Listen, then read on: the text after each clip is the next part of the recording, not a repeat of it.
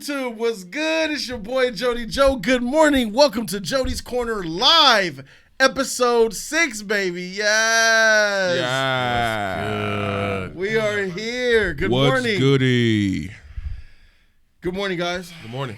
Good morning. Good morning, Ronan. Good morning. HG3. Good morning. Doctor. We're here. Oh, in case you guys didn't know, we have new camera setups. Brand new lenses across all 3 cameras. If I'm coming in extra clean, you know why. Shout out to Production Value Extra Crisp. Look at over there. It's going up. Production value. God damn.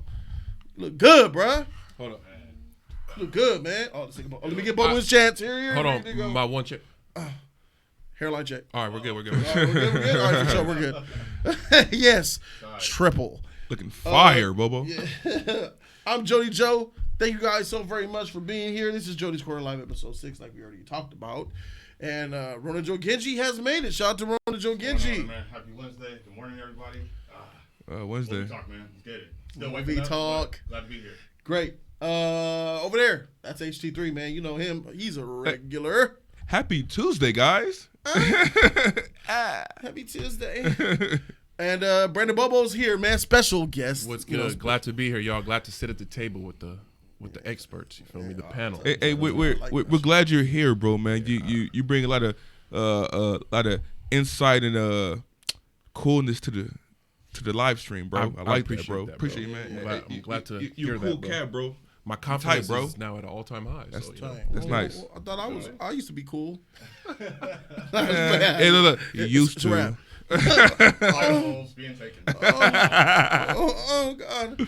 All right, so I wanted to go ahead and I wanted to get right into the. I know we're in joyous moods, and this is not to be sad. I'm not trying to make this a sad thing. This is more of a celebration of the life of the great John Singleton. Mm-hmm. But sadly, yesterday, John Singleton was taken off of life support by his family. And it's sad that John Singleton has passed away at the age of 51. I want to just... yeah, you're right. Thank you, Ishtar. No mic for Ronan. Look at that. That's crazy. Look at that. A little quick testing. Oh, yeah, there you go. Triple. Yeah. Hello. It's good morning Ishtar now. caught it. There we go. Yeah. Then Kashma. All right. There we go. Oh, your voice sounds good. Thank you.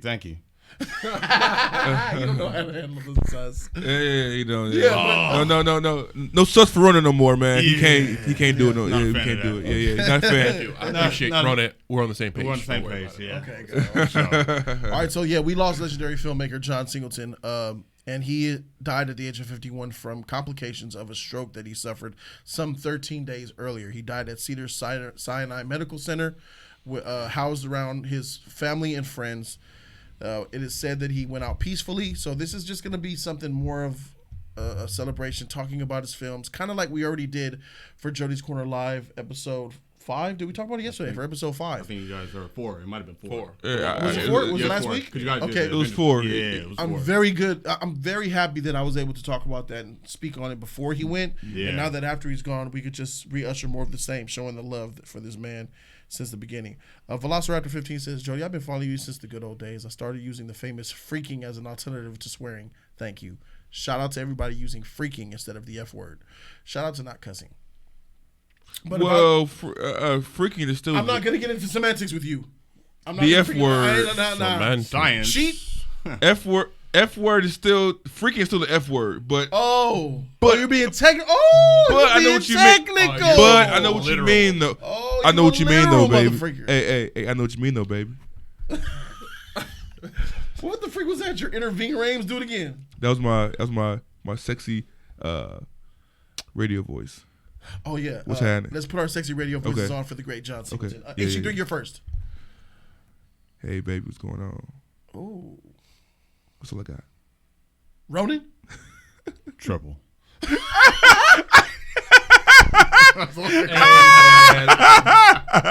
gotta record They that, said- loop it, and play it back forever. That was hilarious. You ass. That was the smoothest triple I ever heard. In the history, it's been documented. That was a cold, smooth triple. There's nobody that can top that. It don't get no better than that. I don't even know. I looked over. I don't even know what to say. Oh, dude. That was cool. After John. After this, J3. God dang. I have no clue. We need a camera 4. So Bro,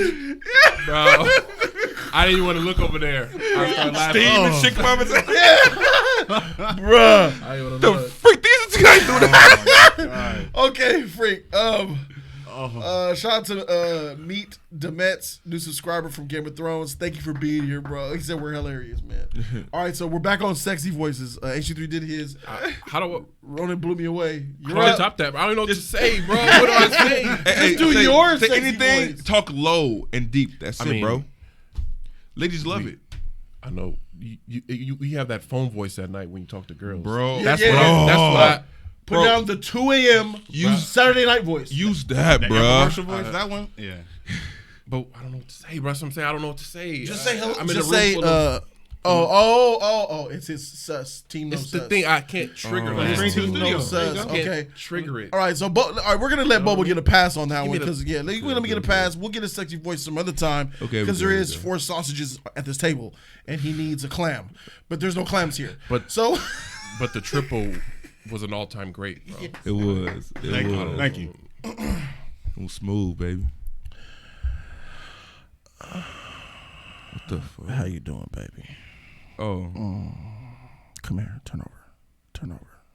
No. I got it. Shh.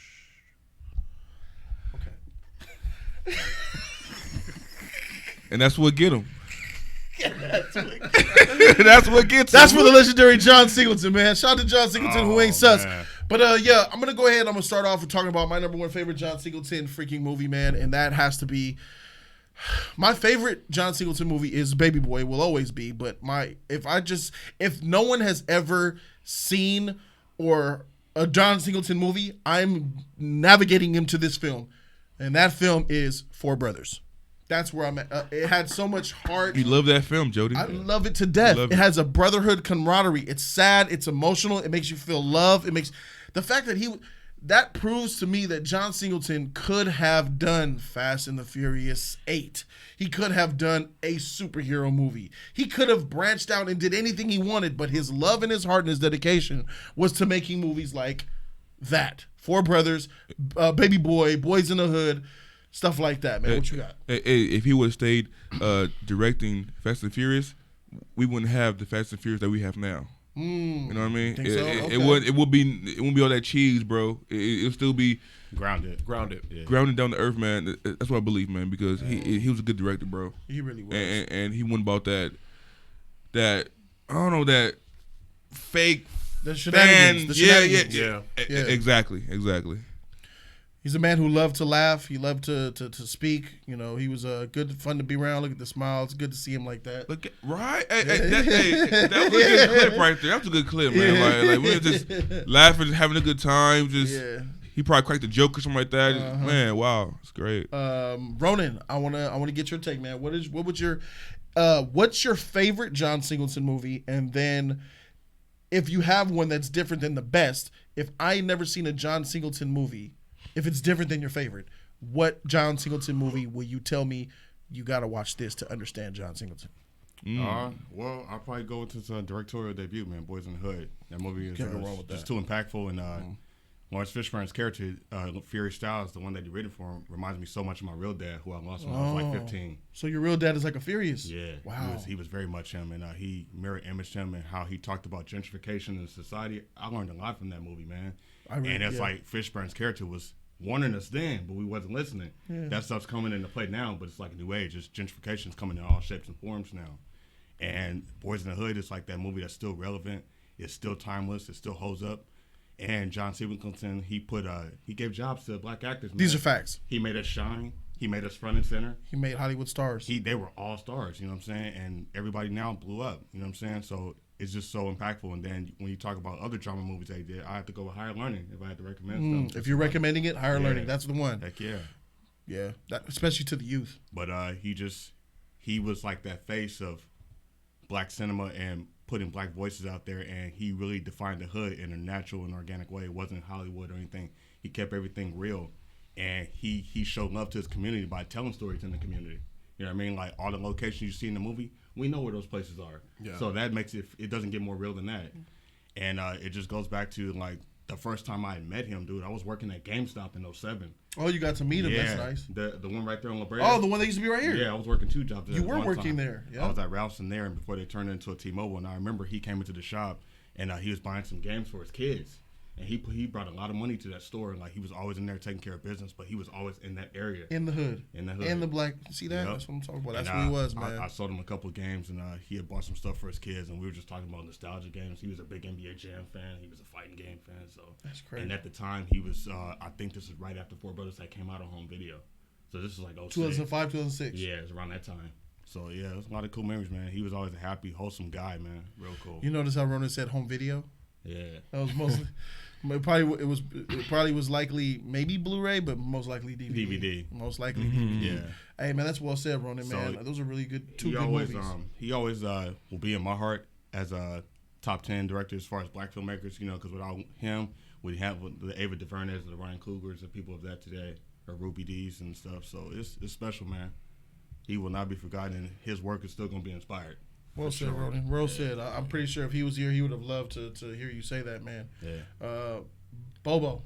To piggyback off what you just said, Ronan, it's interesting. Your story, there's like, I've seen 10 other different stories of people saying how he was just a good guy, open. I've seen a story of this guy named Andrew. He was a sports broadcaster. He said he met John Singleton randomly when he was in college at a coffee shop, and he was just eating a sandwich. And he just said, "Hi, I love your work, this, that, and the other." And then John said, "Hey, have a seat. Talk to me. Oh, wow.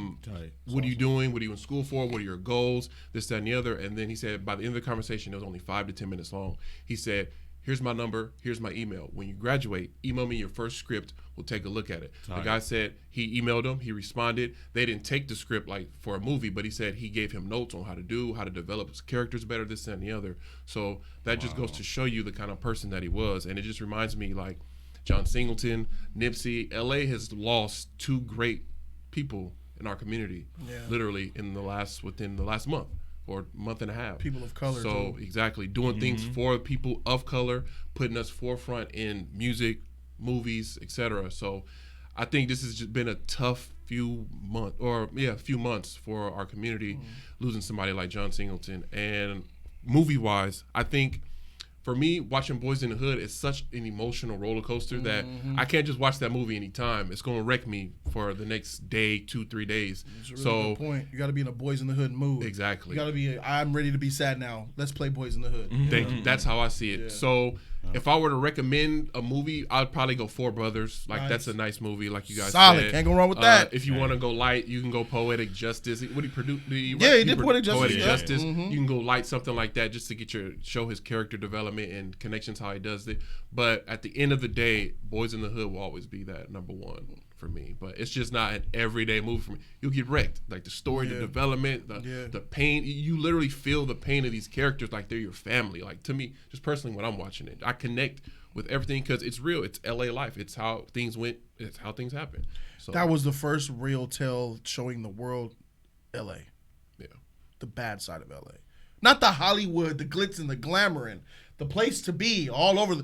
This was like, okay, here's South Central Los Angeles, and this is how it goes down. Yeah. And it showed that to the world, bro. And I think that was the first time we ever seen it in film.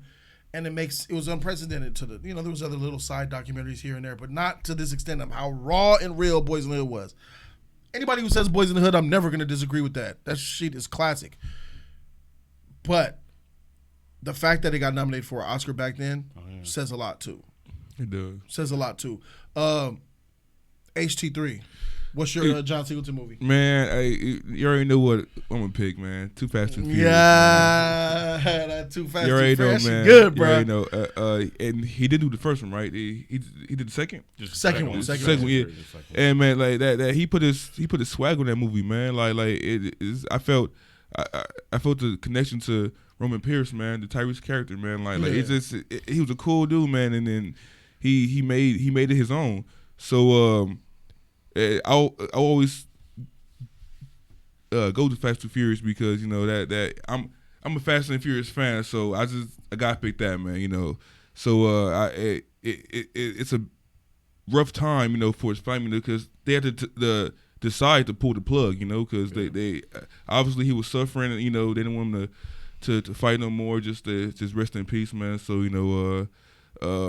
I really commend his family for making that hard decision, because to do that to a family member, just say if I had, my father passed away, so if he was alive and then I had to choose to, okay, man, I did this time for him just to rest in peace. That's a hard decision to make, man. So I know the family's going through a lot. So my hopes and prayers, man, is with his whole family, man, because that was tough, bro. And it's more of like when you lose somebody and they're on the brink of life and death, and you have to make that decision for them. Yeah, that's especially tough, and I understand how it could either. I don't think I could do it. Yeah, I was gonna. I don't think I could do it, man. Your loved one on life support. Yeah, they probably won't be whole again. Yeah. You wouldn't do it. You wouldn't want to be the one that makes that decision. Yeah. I couldn't pass that to someone else. Do it. I couldn't do it, man. I'll be in tears, man. I'll be ready to hit somebody, ready to pull an E. I feel it. All right, and same with me, man. Like it also made me feel that he was only 51, bro. It's young. Especially in director years. You know how many directors still directed 80? Yeah. What the freak? The guy who did Mad Max, George Miller, is still making movies. Scorsese. Directors, I don't know. Directors be old as sheep making movies. He had at least another 20, 25 years. Easy, bro. Easy. And he's gone now. That's the same way with NFL coaches. Coaches, period. Like, there's some coaches in the league is like almost 90, bro. That's crazy, yeah. It's like they still have their mind, they keep their mind, So like the director is not nothing really physical. So if he would have kept his mind, he could have been, like you said, 25 plus years, bro. Easily. Yeah, and so it makes me think, man, as a man of color myself, man, we're killing ourselves with the things that we're eating.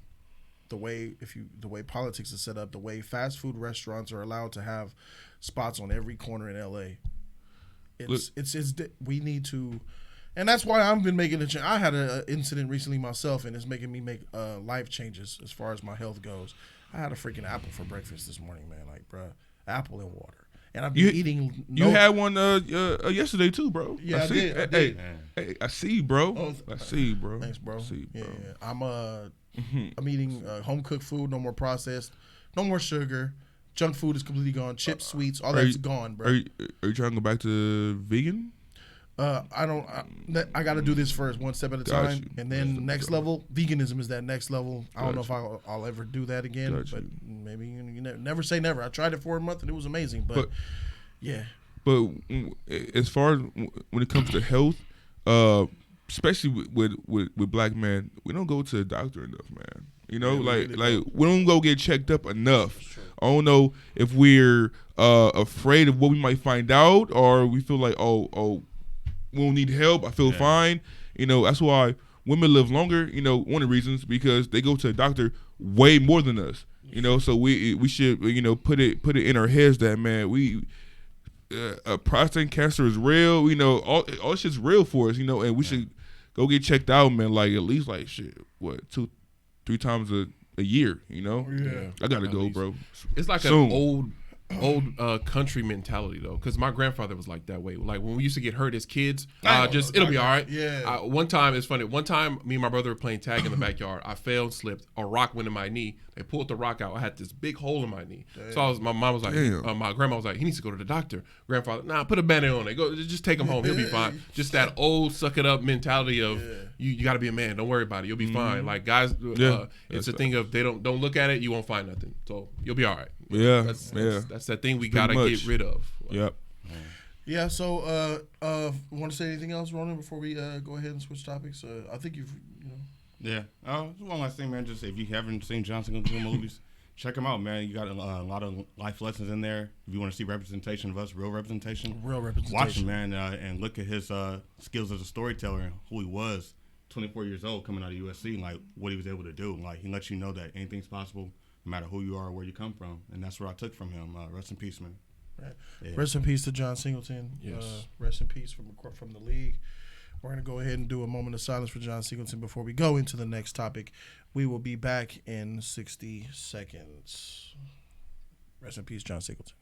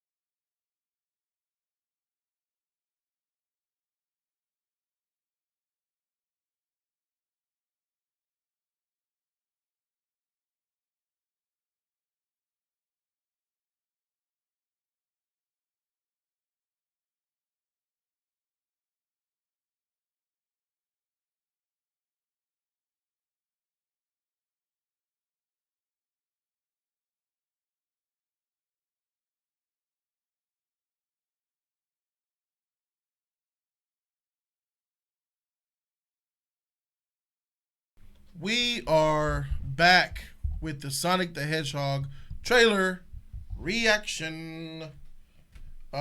Donation before we get into it. Eric Meekins put $5 down. Shout out to you, E-Man. Thanks for the donation, bro. Appreciate you. He says, I'm pulling the plug on a family member or a close loved one would kill me.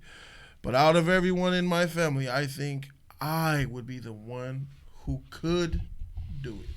Pull the plug. Pull the plug on a family loved one, bro. That's strong. Or it's strong. Or you know.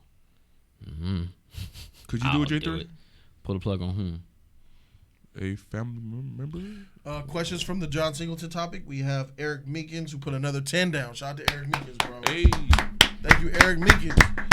Eric Meekins said, we live, baby. Yeah. Any voice of yours is sexy, Bobo. Just pretend you're speaking to me. Oh, man. Sus, bro. Team Sus, Sus gang. Hey, is Team Sus here? You know. We out here. In the building, bro.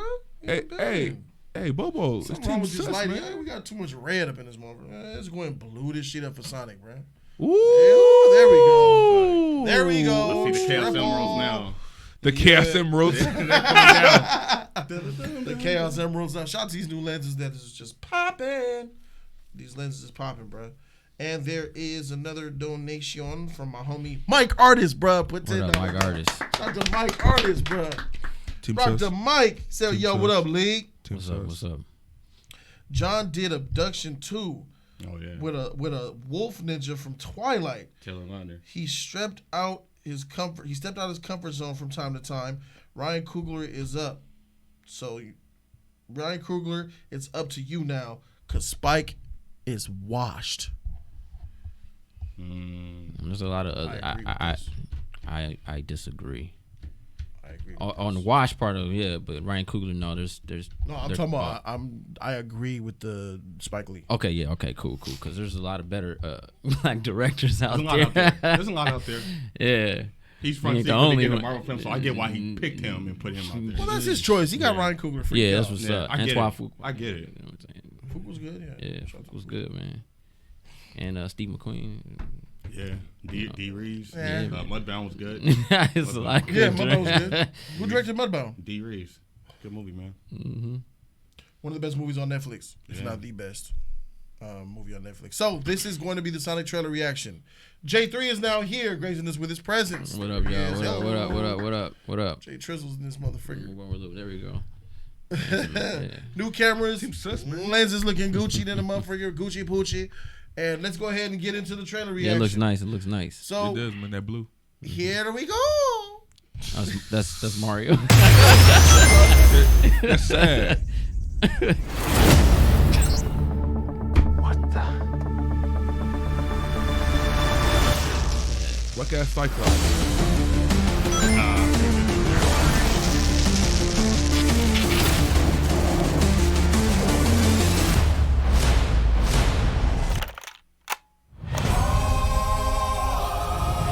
Wow, Gangsta's Paradise. You gotta go fast.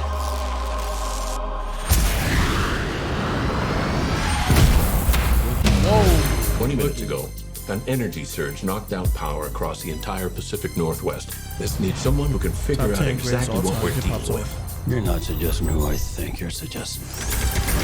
We have no choice. What the? Are you in charge here? Yes, I am. Nope! I'm wrong. I'm in charge. Allow me to clarify. In a sequentially ranked hierarchy based on level of critical importance, the disparity between us is too vast to quantify. Agent Stone? The doctor thinks you're basic. Listen, pal, I don't know if you realize I'm sorry, Major. What was your name? Benny? Nobody cares! SFPD! Oh, he looks dirty. Meow? His voice. Oh, come on. Okay, pal, I want answers. Basically, it looks like I'm gonna have to save your planet.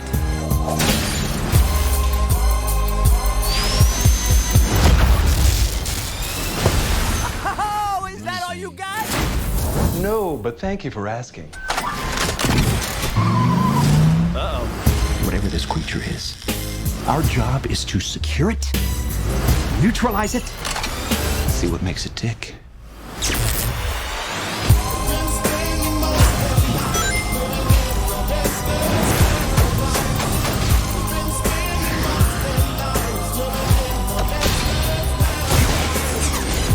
Look at this! I took 9 million steps today.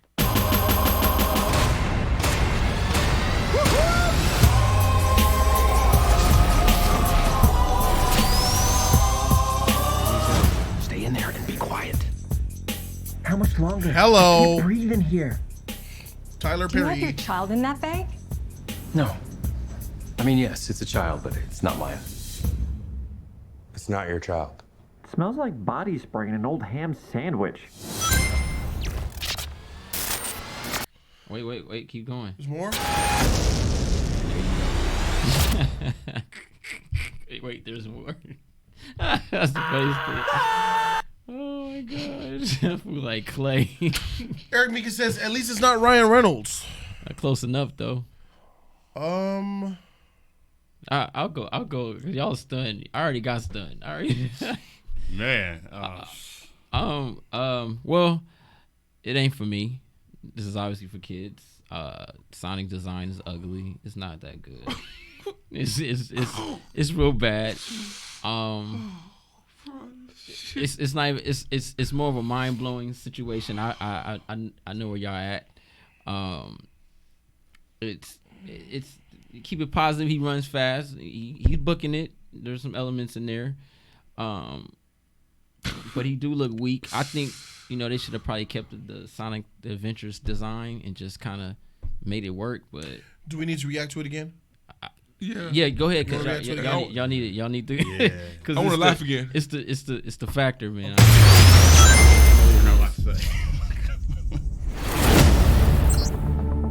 What the?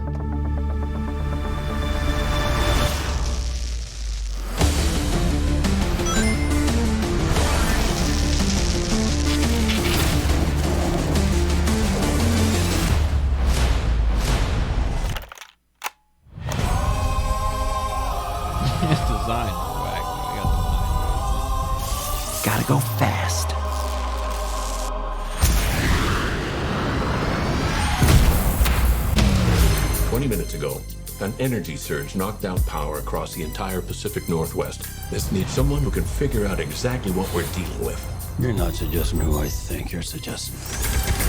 We have no choice. What the? Are you in charge here? Yes, I am. Nope! Wrong. I'm in charge. Allow me to clarify. In a sequentially ranked hierarchy based on level of critical importance, the disparity between us is too vast to quantify. Agent Stone? The doctor thinks you're basic. Listen, pal, I don't know if you realize I'm sorry, Major. What was your name? Benny. Nobody cares. SFPD! Meow? Oh, come on. Okay, pal, I want answers. Basically, it looks like I'm gonna have to save your planet.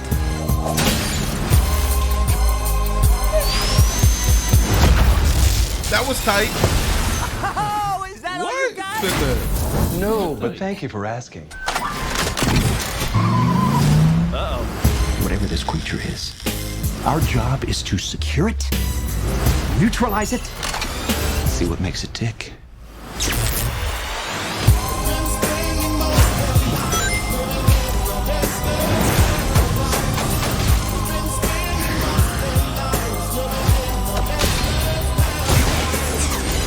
Look at this. I took 9 million steps today.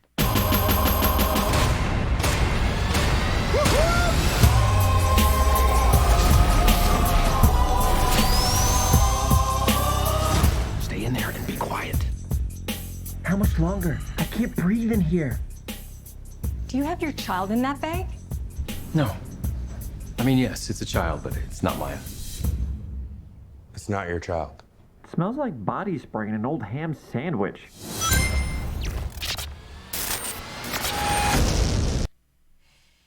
Single Doctor Robotnik. He's Eggman G. Oh man. Yeah, man. Look. Who wants to go? Who wants to go? That's funny, man. Ronan. He's the selling point for me. Jim Carrey. That's about it.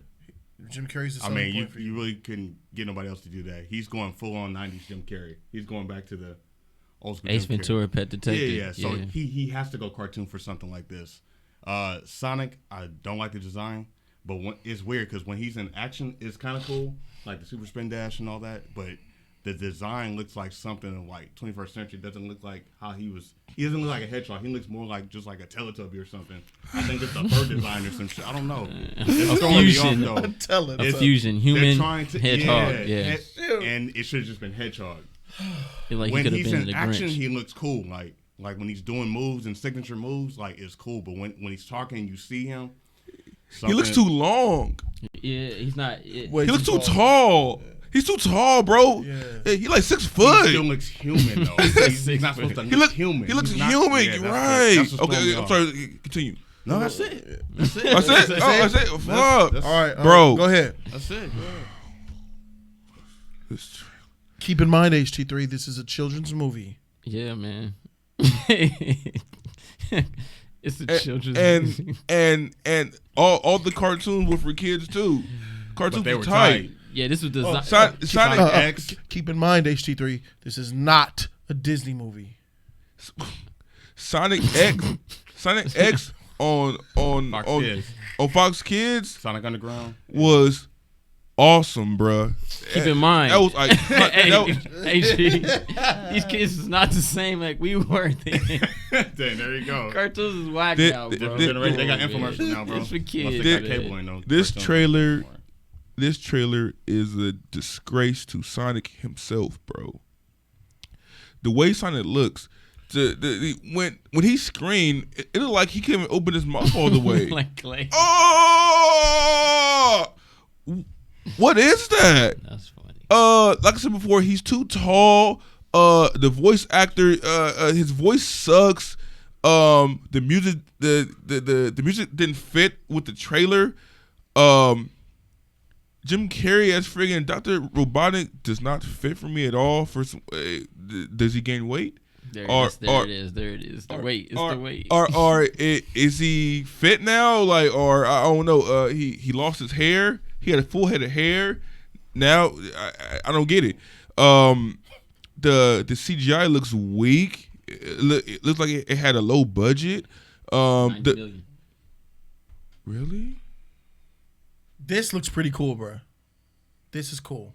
What's cool? Supersonic Omega Speed Brake Force. No, look at that CGI. No, it looks weak. Boom. Yeah. That was kind of cool. Maybe I'm just spoiled with a good CGI, bro. But this ain't Marvel. This CGI look. This ain't Lion King, G. That's what I'm saying. I'm spoiled. This ain't a movie, dog. I'm spoiled with Disney, bro. This CGI, I can't get with it, bro. What about him? Who? Jim Carrey? No, not feeling him either. No, he was miscast as freaking. I know. This is his film. He probably picked. I want to play him because. No, bro. Like he's not. I love Jim Carrey. But nah.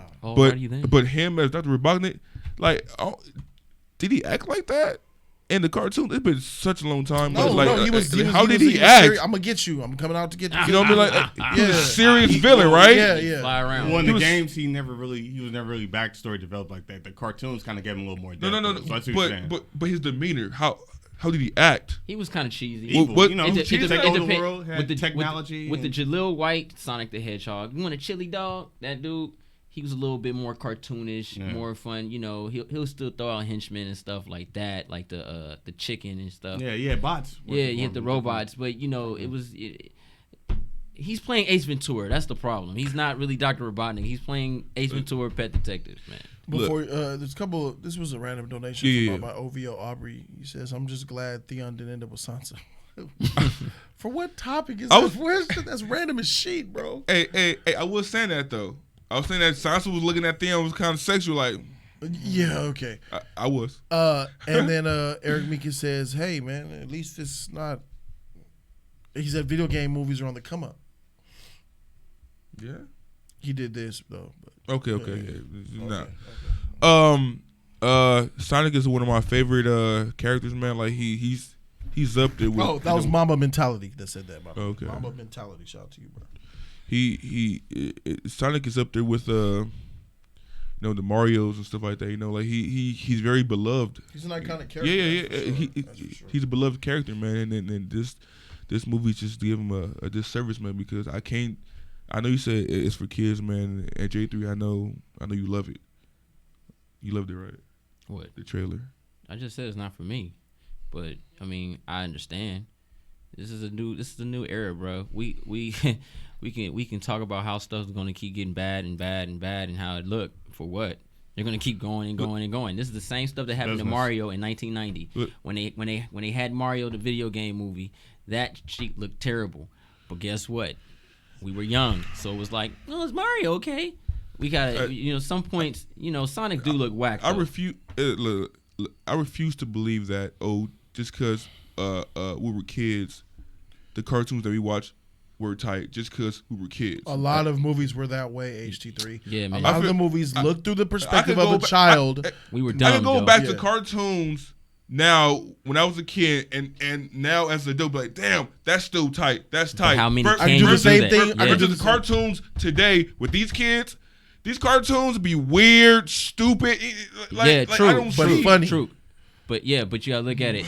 Look at your level of comedy compared to what the kids are now, G. When we were kids, bro, that's why I get on people's heads. They always talk about gargoyles. Go past episode 5 and watch Gargoyles, and you be like, damn. You say kids are getting dumber? Yeah. Yeah, I would say so. Kids are dumber. Yeah, they're smarter, but they're dumber. Yeah. They can do all kind of stuff. Kids are more academically smarter based off the technology that's produced, but they are real world, commonsensical dumber. Yeah. Everything's changing, man. Like, we all feel it. This ain't Sonic, G. You could have made a way better design than that. But for a kid that didn't know Sonic, that's probably looks cool. For him to just use his powers and everything like that, we're just growing up, G. You know what I mean? You have a point. If I never seen Sonic before my life and seeing this, okay, yeah, I could kind of get with it. But we all know that's just not Sonic, man. Like, of course it's not Sonic, right? We all know it's not. But It's not Sonic. What do you want? $90 million down the drain, but it ain't down the drain. I was speaking a minute. HG Squeezy put $5 down. Shout out to HG Squeezy. He wants to give his opinion. HG Squeezy says this trailer is weak. They could have at least put a fat suit on Jim. Sonic's design is ugly. At least they have the speed right. Ugh. He got hit by a dart. I noticed that too. Where's your super speed with that? But you super speed slow mo all the robots at the top of the building. Oh, man. It's a kids movie. It's a kids movie. It's a kids movie. Family film. He's straight. He's straight X-Men freaking Quicksilver. Yeah. Them freaking missiles, bro. Yeah, X-Men Apocalypse. He was in threat mode. That's why he was able to do it. All right. Power Spy One Game says this might be the worse than the Super Mario Brothers film. Hey, CG alone gonna kill that. Hey, don't do it. Don't do it. Those two plumbers? Don't do it. That one was tight, bro. Yes, it was, but no. You talking about them Trooper head was the same as Jorah's head, bro. Them things were weak, bro. Yoshi was a raptor, literally. Where's your tongue at, G? Yeah, bro, Come on, man. Come on, bro. All right, so let me. This is a Sonic trailer. Yes, I think he looks enough like Sonic the Hedgehog to get people to understand. Hey, it's freaking Sonic. You shot me back in. Did they rip off a Flash Speed Force, or did he always have that electricity? Yeah, he always had electricity. Yeah. Really? Electricity doesn't belong to Flash, bro. It's just a cool thing. Oh, okay. I'm just saying they seem like they're making it off Flash. Like he's bringing the Speed Force. He's bringing. Makes it explode when he runs. That's why. What you want him to get? Wong around his body or something, or the stars? No. Just run fast. Yeah, and then friction. When he charges up, it's the friction part. Super Spin Dash, there's electricity around it when he's charging. It's the friction. Okay. They say that's why Flash has the electricity. Dang, Rona, even when you're explaining shit nicely, you're still being a savage. Didn't you play the game? That look like. Yeah. I see what he's saying about the whole Flash thing. He breaking barriers and stuff like that. I was tight. They have to, I guess, really showcase the power. Even though it's a kids movie, they have to find a nice way to do it kid-friendly. It seemed like he went because he's way more powerful than he is in the 2 game. or something like that. Like, bro, he's already. And you see his hair? Well, see, he'll go Super Saiyan when he gets to 100 rings. Remember? Then he goes he has a supersonic mode. Yeah, that's when he goes gold. Yeah, remember part 2? I get that. Yeah, I get that. Yeah, jump in the air. Which we'll get at the end of this movie. I'm sure of it. that big ring. Oh, I'm gonna say Special Zone. He looks enough like Sonic. It's gonna get kids to watch it. It's a kids movie. I liked the trailer. I like things about the trailer. I liked how I didn't think the CG was particularly bad. I thought it looked good for this type of film. Yeah, it's not an Avengers, you know what I'm saying? It's a kids movie, and I think it looked good. I think Sonic looks trash. The character design, I agree with y'all across the board. I agree with you about him being too long and lanky looking. Like he looks too much like a boy. It almost feels, and then he's naked, and it makes you feel some type of way. Like what the freak going on? He needs some shorts on or something. Put some shorts on, bro. And cover yourself up. Yeah. I know you got fur, bro, man, but does he have a butt crack? He doesn't have a. Nah, he's naked, bro, with nothing. I don't know. How's he breathe? He's a Ken doll. I don't know, bro. He run his thing in the side. All I know is he's nasty. It's all fur. It looks weird to me, man. This character design looks weird to me. As soon as I saw Jim Carrey and saw his performances, I was instantly thinking Liar, Liar, and character, Ace Ventura, Pet Detective, all those The Mask, facial expressions. I miss that so much, I do too. and I want that so bad. So he automatically gets a pass from me. Jim Carrey's Dr. Robotnik, even though he's not fat, he should be fat. Yeah. Like HG Squeezy said, put a bodysuit on him. But I think that this movie's gonna be entertaining when we watch it, bro. This looks like there's gonna be some dumb stuff in here. Oh, no doubt. But this looks like it might be Hotel Transylvania. What other? The Chipmunks, Monster House or something. Yeah, just one of those Minions, Garfield, and stuff. Despicable Me. Yeah, man, like that. He's not a Coco. He's above that. It should be Coco.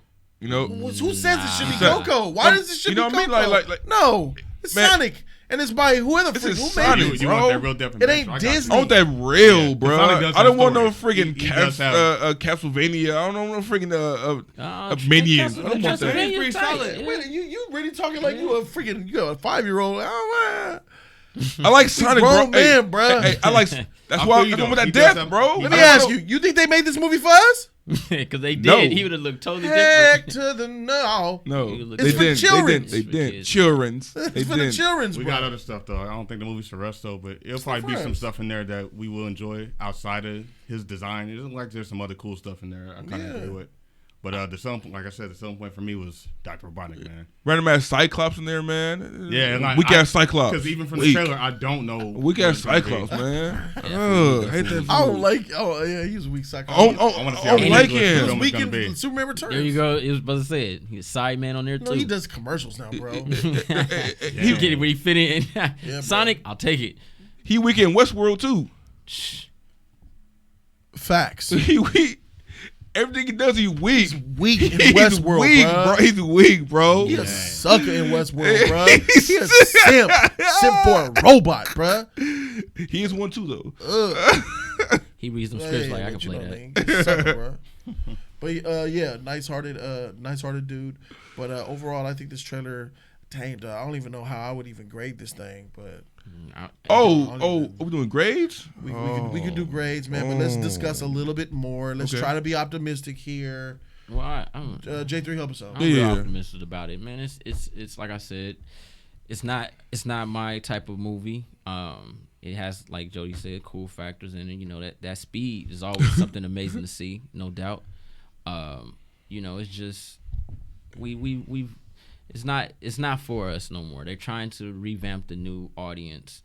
I think they should have went, if they were gonna take a design, they should have just took the Sonic Adventures, the GameCube, the PlayStation 2 design, and just you know, make it a little bit better, and then, you know, incorporate a shadow in this type of movie and stuff like that with Dr. Robotnik and give it a little bit more depth. But, you know, that's not what they were thinking. You know what I'm saying? So I can't. It's not what I would have did. Whoa. You know, 90 million looked like they kind of, most of that went to Jim Carrey. But you know, you gotta get him. You gotta get him. You know, half that was Jim. Jim Carrey has the characteristics to play Dr. Robotnik, hands down. Yeah. And he's making Dr. Robotnik his own, because that's not Dr. Robotnik. Exactly. It's not Dr. Robotnik. It's not. That's why I can get with that. And Jim Carrey's the type of guy who will be like, okay, you can do it, because you're just Jim Carrey. fun to watch. He's fun.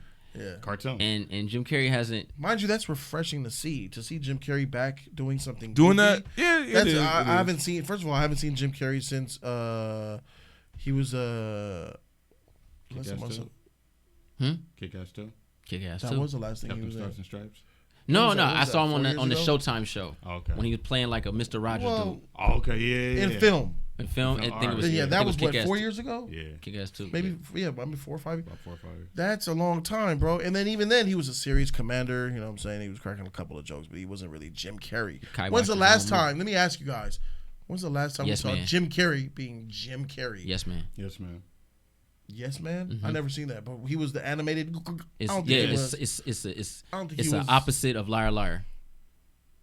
You know, Liar Liar, he couldn't lie. Oh, okay. Yes, man. He said yes to everything. Okay. Yeah. Bruce Almighty. Was yes, that man. After Yes Man? No, that was before. This was way before. Yeah. Okay. Bruce Almighty came way before. All right, so that's a long time, and it's good to see him do this. You know that's how I'm looking at it. As far as Dr. Robotnik goes, the voice for Sonic, garbage. Should have got Jaleel White to play Sonic, dude. I think they honestly should have. He had the perfect voice. Like, they got to incorporate in this movie though. They have to incorporate certain traits of Sonic. He got to eat chili dogs. If he doesn't eat chili dogs, then you know you got a problem. I don't think that even freaking matters. That's his characteristic. He's known for chili dogs. That. How you gonna put rings? You can't put rings on the street. You got to do something. I mean, chili dogs doesn't.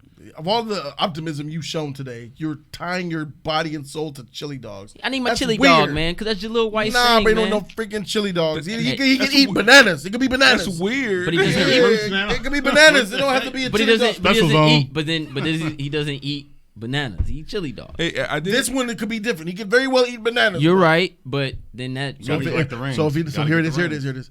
If you don't eat chili dogs, is it a deal breaker? Man, this movie's whack, dog. Nah, I wouldn't care, man. As long as it puts a smile on the kid's face, it doesn't really matter. Cause this ain't for me, man. I'm gonna be honest with you. Even if Sonic had a dope design, I still wouldn't be gravitated to like, man, I gotta watch. Say it's trash. If my son, I might think my son will think it's pretty cool. It looks cool. If my son doesn't like it, I ain't seeing it. That's the only thing that's gonna get me there. But I seen some cool when he threw out a ring and it did like a sling ring type of. They transported through like different time or different places. I'm like, they got that power. Like nah, he has that power. Or it just right here. Talking about this. We just can't see. Yeah. We just showed it. Right. Oh, we just showed it. Yeah. It was that scene. But yeah, that was cool. I guess. I mean, all right, let's be done with this, man. Unless anybody has anything vital that they want to say that they must say about this topic, we're going grades. Oh yeah, grades all the way. All right. Who would like to go first for grades? I'll go first. All right, J3, you have the floor. Explain, then grade. Even though I'm not looking forward to this movie, I'm very optimistic about it. It is for kids. It's a kids film. It has a lot of kid jokes in it already.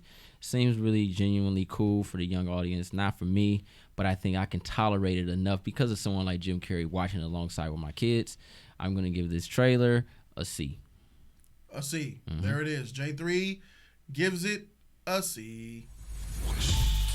Boom. C from the man J3. I think that was pretty fair, J3. If I'm not saying so, if I do say so myself. Before we get to the Savage, I think we should go. Go ahead, HC3. What you got? You look ready. No, for if it's for kids or not, man, it's still that's no excuse for a trash trailer, man. And this trailer was trash, bro. Even though I know it's not for the adults, it's for kids. To me, that's no excuse to give a weak movie. I'm gonna give it a. Is there F on there? Yeah, it's F on there. You have 3 different Fs: F minus, and F plus. I'm gonna give this trailer for what it is, man. But my love for Sonic is. Do it for Sonic, man. Come on, don't be like that. No. Show Sonic some love. My love for Sonic is gonna give it a weaker grade because the trailer was weak. Oh, okay. Well, be yourself. Do you? I'm gonna give it a flat out D. A flat D. Flat D, man. The trailer was weak, bro. HT3. Them kids gonna attack you, dog. Who are you? You're just a grumpy old man. You don't understand. You don't either. That's the problem. All right, let's go to Ronin Joe Genjo. Freak them kids. Ronin Joe Genji, what you got for it, bro? What you explain? There's some cool stuff in there. Again, not really jumping up and down about it. The villain was kind of the selling point for me, but I'm just curious to see how they're gonna make sense of it and how ridiculous it's gonna be. Because again, I'm open-minded, and I never thought we'd get like a brand new Sonic movie anytime soon. I mean, so hey, C minus, man. Oh, C minus. Yeah. Yeah, the redirect. Okay. Yes. If I was here to talk, over that A. There we have it. C minus from Ronin Joe Genji. All right, me. Yep. I understand that there's a lot of Sonic fans out there, and some of them, I have an idea that a lot of them don't feel like they were given justice with this trailer. Mm-hmm. I feel like they are upset, and they have a right to be upset, but I think most of those Sonic fans that are upset are not below the age of 18. Been 33 and higher. Exactly. These are grown-ass men getting mad, complaining and getting mad for a Sonic movie that ain't for them. You know what I'm saying? So that's me. You're one of them. You know, it is what it is, man. Yeah, made them Muppet babies, man. What about the Muppets? It's a little jealousy because as grown men, you're like, they didn't release a Sonic movie when I was a kid, and this is what they released. That's because you're going back to your kid age, and that's where you set yourself up for failure. I'm still there. So, looking at this as what it is, a kids movie, and I think it's gonna be okay. I think box office wise, it'll make its money. Mm-hmm. $90 million. This is easy. Maybe 2 something, 3. I could see it doing. Come out in November, so. Oh, November. That's a good time to come out. Christmas time, toys. I give this trailer a C plus. I'll go C plus on it. Hey. Overall, so what? C? Put all our grades. If we put all of our grades together as a panel, I think that averages to about a C minus. C minus, yeah. Yeah. So there's some other stuff out there for your Sonic fixation though, bro. They got animated movies and there's like animes though. way better than kind of what this is. If you want to see like that story-driven stuff you were talking about, because they really follow the game lores. Like I would say in a live action though. I mean, like, because I don't even like anime and stuff like that. But they did some stuff like in the 90s, like that, like crossover stuff that they were doing. They had with Sonic. Yeah, he had like a full-on series. He's got comics too. Ooh. Like it's crazy. Like he's got mythology. They got dark. Yeah, they dark. The Mecha Sonic. Remember the one from Dr. Robotnik was Sonic killing CD? some of those. There's a Mecha friends. Sonic out there too. The Shadow has his own spinoff. The new characters from Sonic Mania came in. They're in the universe now. Tails and Knuckles, they teamed up and things like that. So there's a lot going on. I'm getting wet right now, bro. Tails, he gonna be all long with Tails. He gonna look like a animated, bro. He gonna look whack. So it's a lot of foundation there. It's tight. And with the trailer, they just showing Sonic, but it's gonna be a lot of other animal things in here, man. He's calling them animal things now. Think so? Tails in here, Knuckles, and they all gonna look like Sonic. Gonna look derpy. Tails gonna look whack. If Tails ain't, that's what I'm saying. saying. He gonna show up though? If Shadow in here, he gonna look derpy. I'm gonna be the first. If Shadow's in here, he gonna look weak. Tails was gonna look better than Sonic. He better be sure. If he ain't, he gonna look weird. He gonna look like that one. Carfax Fox. Show me the Carfax. Show me the Carfax. I ain't gonna lie though. Sonic bastard. Sonic do look like something on Island of Dr. Monroe. Oh, like real talk. Like y'all ever watch Island of Dr. Monroe? With Marlon Brando and Val Kilmer? Look just like something on that island. Tight. All right, so we're going to go ahead and change topics. We will be right back.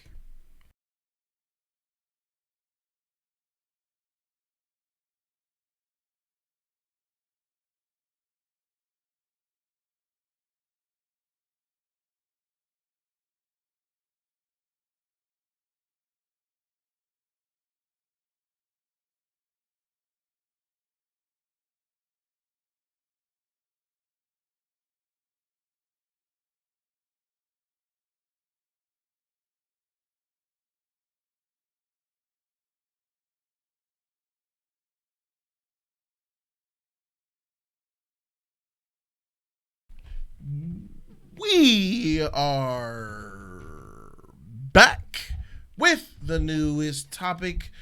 It's Endgame, baby. We talking MCU after Endgame. I hope the league is ready to talk because I want specifics with this question that I'm going to ask the panel. I want everybody to chime in and be as detailed as they can be because this question is something that I derived up. But it's important. With everything that's revolving Endgame, it's over. After Endgame's dust settles, it's killing box office records. It's making its money. It'll land between $3 and $4 billion somewhere. That's fine and it's good. That's awesome. And I loved Endgame. But there's a real serious question and a serious topic that needs to be talked about. And that is, let me just go ahead and put it up for you guys. The Avengers phase is essentially over. What's next for the MCU in phase 4? What do we want? That is not a loose question. I want specifics. 3 years from now, 2019 to 2022. With what they got or what we want? Like, you know what I mean? What will? What will? Got you. So no. There's not no fan fiction here. Got you. What will happen? There's no. It's about if you are placing your bet on how the future will turn out. What does it look like for the next 3 years? That's knowing about what we know about Fox, whatever we know about Sony. What movies? What does their schedule look like for the next 3 years after Endgame? So keep that sheet in perspective. First 3 years. Does anybody have the balls to tackle it first, or should I throw some suggestions out there and maybe get your brains stirring a little bit? I could start. All right, J3 is ready. Go for it. Well, after we got Spider-Man, which ends phase 3, there's a lot of talk about certain films like Doctor Strange, Captain Marvel, Black Panther. There's a lot of rumors out there. Fox, Disney finally acquired all of Fox's property, which adds in, the X-Men, Fantastic Four, Submariner, that kind of deal. In the next 3 years, though, I don't see it being as strong as the last couple films because there are a lot of characters that have to be kind of developed again. And I see, well, there's nothing in 2020, but in 2021, I can see them coming out with the Black Panther, Doctor Strange duel. You wanted something like that? Like, we just come put out the films, or? Yes. Okay. So what do the films look like for the next 3 years? What direction are they going? So what is the next phase? You know how this is? The first is, this phase is Thanos. Yeah. It's Thanos. It was Thanos. Now, it's not Thanos. What's the end game story plot leading up to, and what is the first 3 movies that you see them coming out with in the future? I'm gonna be honest with you. If they're trying to triumph over something like Thanos was, it will have to be something just as big as magnitude. And I don't think Secret Wars will be that. I think it'll be something like Galactus, something to add in the Fantastic Four, something to give the intergalactic space world a different look at. You know what I mean? Where you can add more Guardians in there. You can do more with the Galactus. Silver Surfer, you throw in a lot of more characters like that. So I see it being a duel, though. I see it being Galactus and Apocalypse. I see them running both, because since if you're not going to reboot the Avengers, you got to have a new Avengers, meaning you have to have a new Avengers that have to be acquired with something like Galactus and the Fantastic Four. At the same time, you're going to have X-Men now. But what does X-Men go against? They go against Apocalypse. So I see a duel of mixture of teams collaborating to fulfill these type of films. So I see 2 levels. So you'll have the Eternals, which will come in like 2021, mixed in with Doctor Strange 2, and then you will have Guardians at the end of that year. Guardians 3, you're going to end the chapter with that Guardian, and you might start a new Guardians team moving forward. 2022, that's when you're going to introduce Fantastic Four, and you're going to start, because you basically lead off with the Eternals and Guardians showing something like Galactus appearing. And then you have Fantastic Four, which will have to go against something, maybe Doctor Doom, maybe a Silver Surfer, not sure. And then you'll have, with that, the Disney Plus is going to have a big factor in a lot of product that's going to come to screen. So they're going to be throwing a lot of characters and heroes to introduce them on the Disney Plus stream. That's what I'm seeing it like. That's what I think it's going to be like. I don't want to say too much without spoiling anything, because we do have a Black Widow movie coming out, and I think that was kind of just be as one off. They're not going to really. They're just going to throw that out and be like, well, here's your Black Widow movie, yada yada yada, and we're done.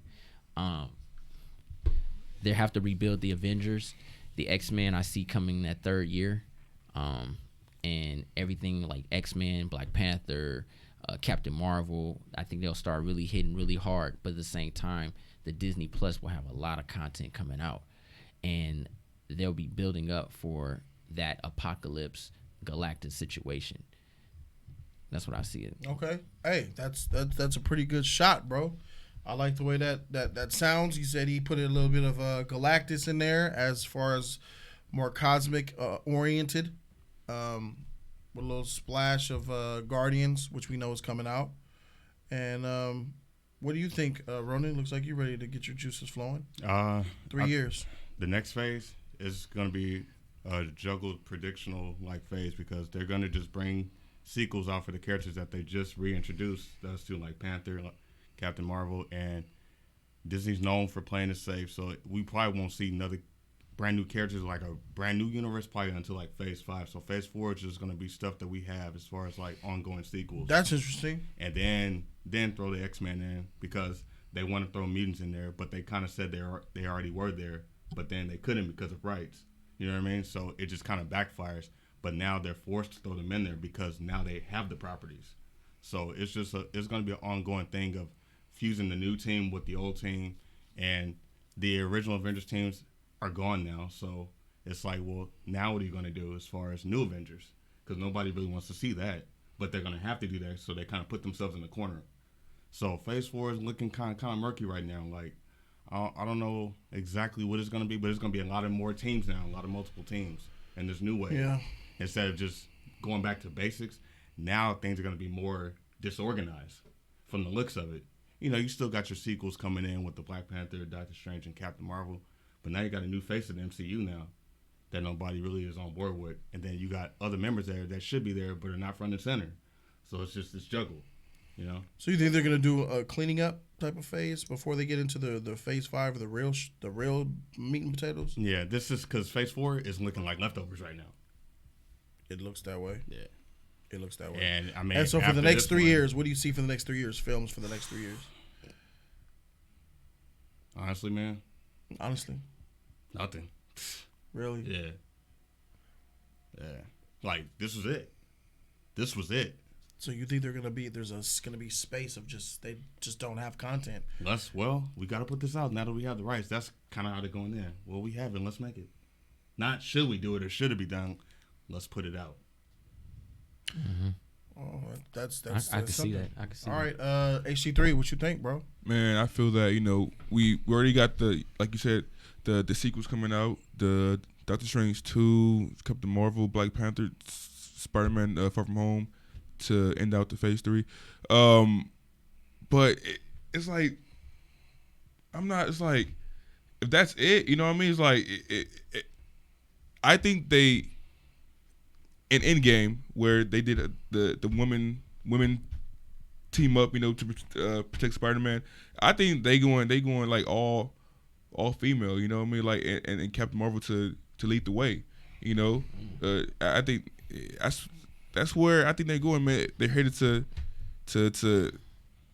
empowering women, like the Black Widow's coming out, Captain Marvel 2 is coming out, and after that I think they're gonna add in the X-Men, but I think they really want to try to get the women involved, to be more lead in films and whatnot. So that's what I think is going on.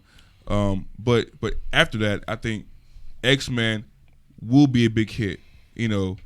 Hopefully they do them justice. Because we're so used to them being on Fox and whatnot. So I think the next 3, the first.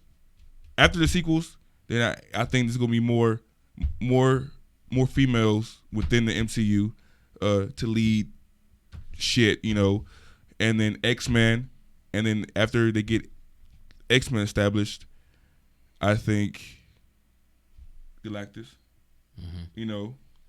So or maybe they could even intertwine the X-Men and then Fantastic Four, So I mean they're not dropping the ball, but there's gonna be a big layoff from the Avengers. Maybe they have some new Avengers too. But I feel that they know where they're going. As far as X-Men, they have X-Men now. So I think X-Men it's gotta be the big hit. X-Men is gonna be the big hit. They gotta get their rights for the Hulk back. They gotta get them from Universal. They still got it, huh? They gotta get it from Universal because that's I think.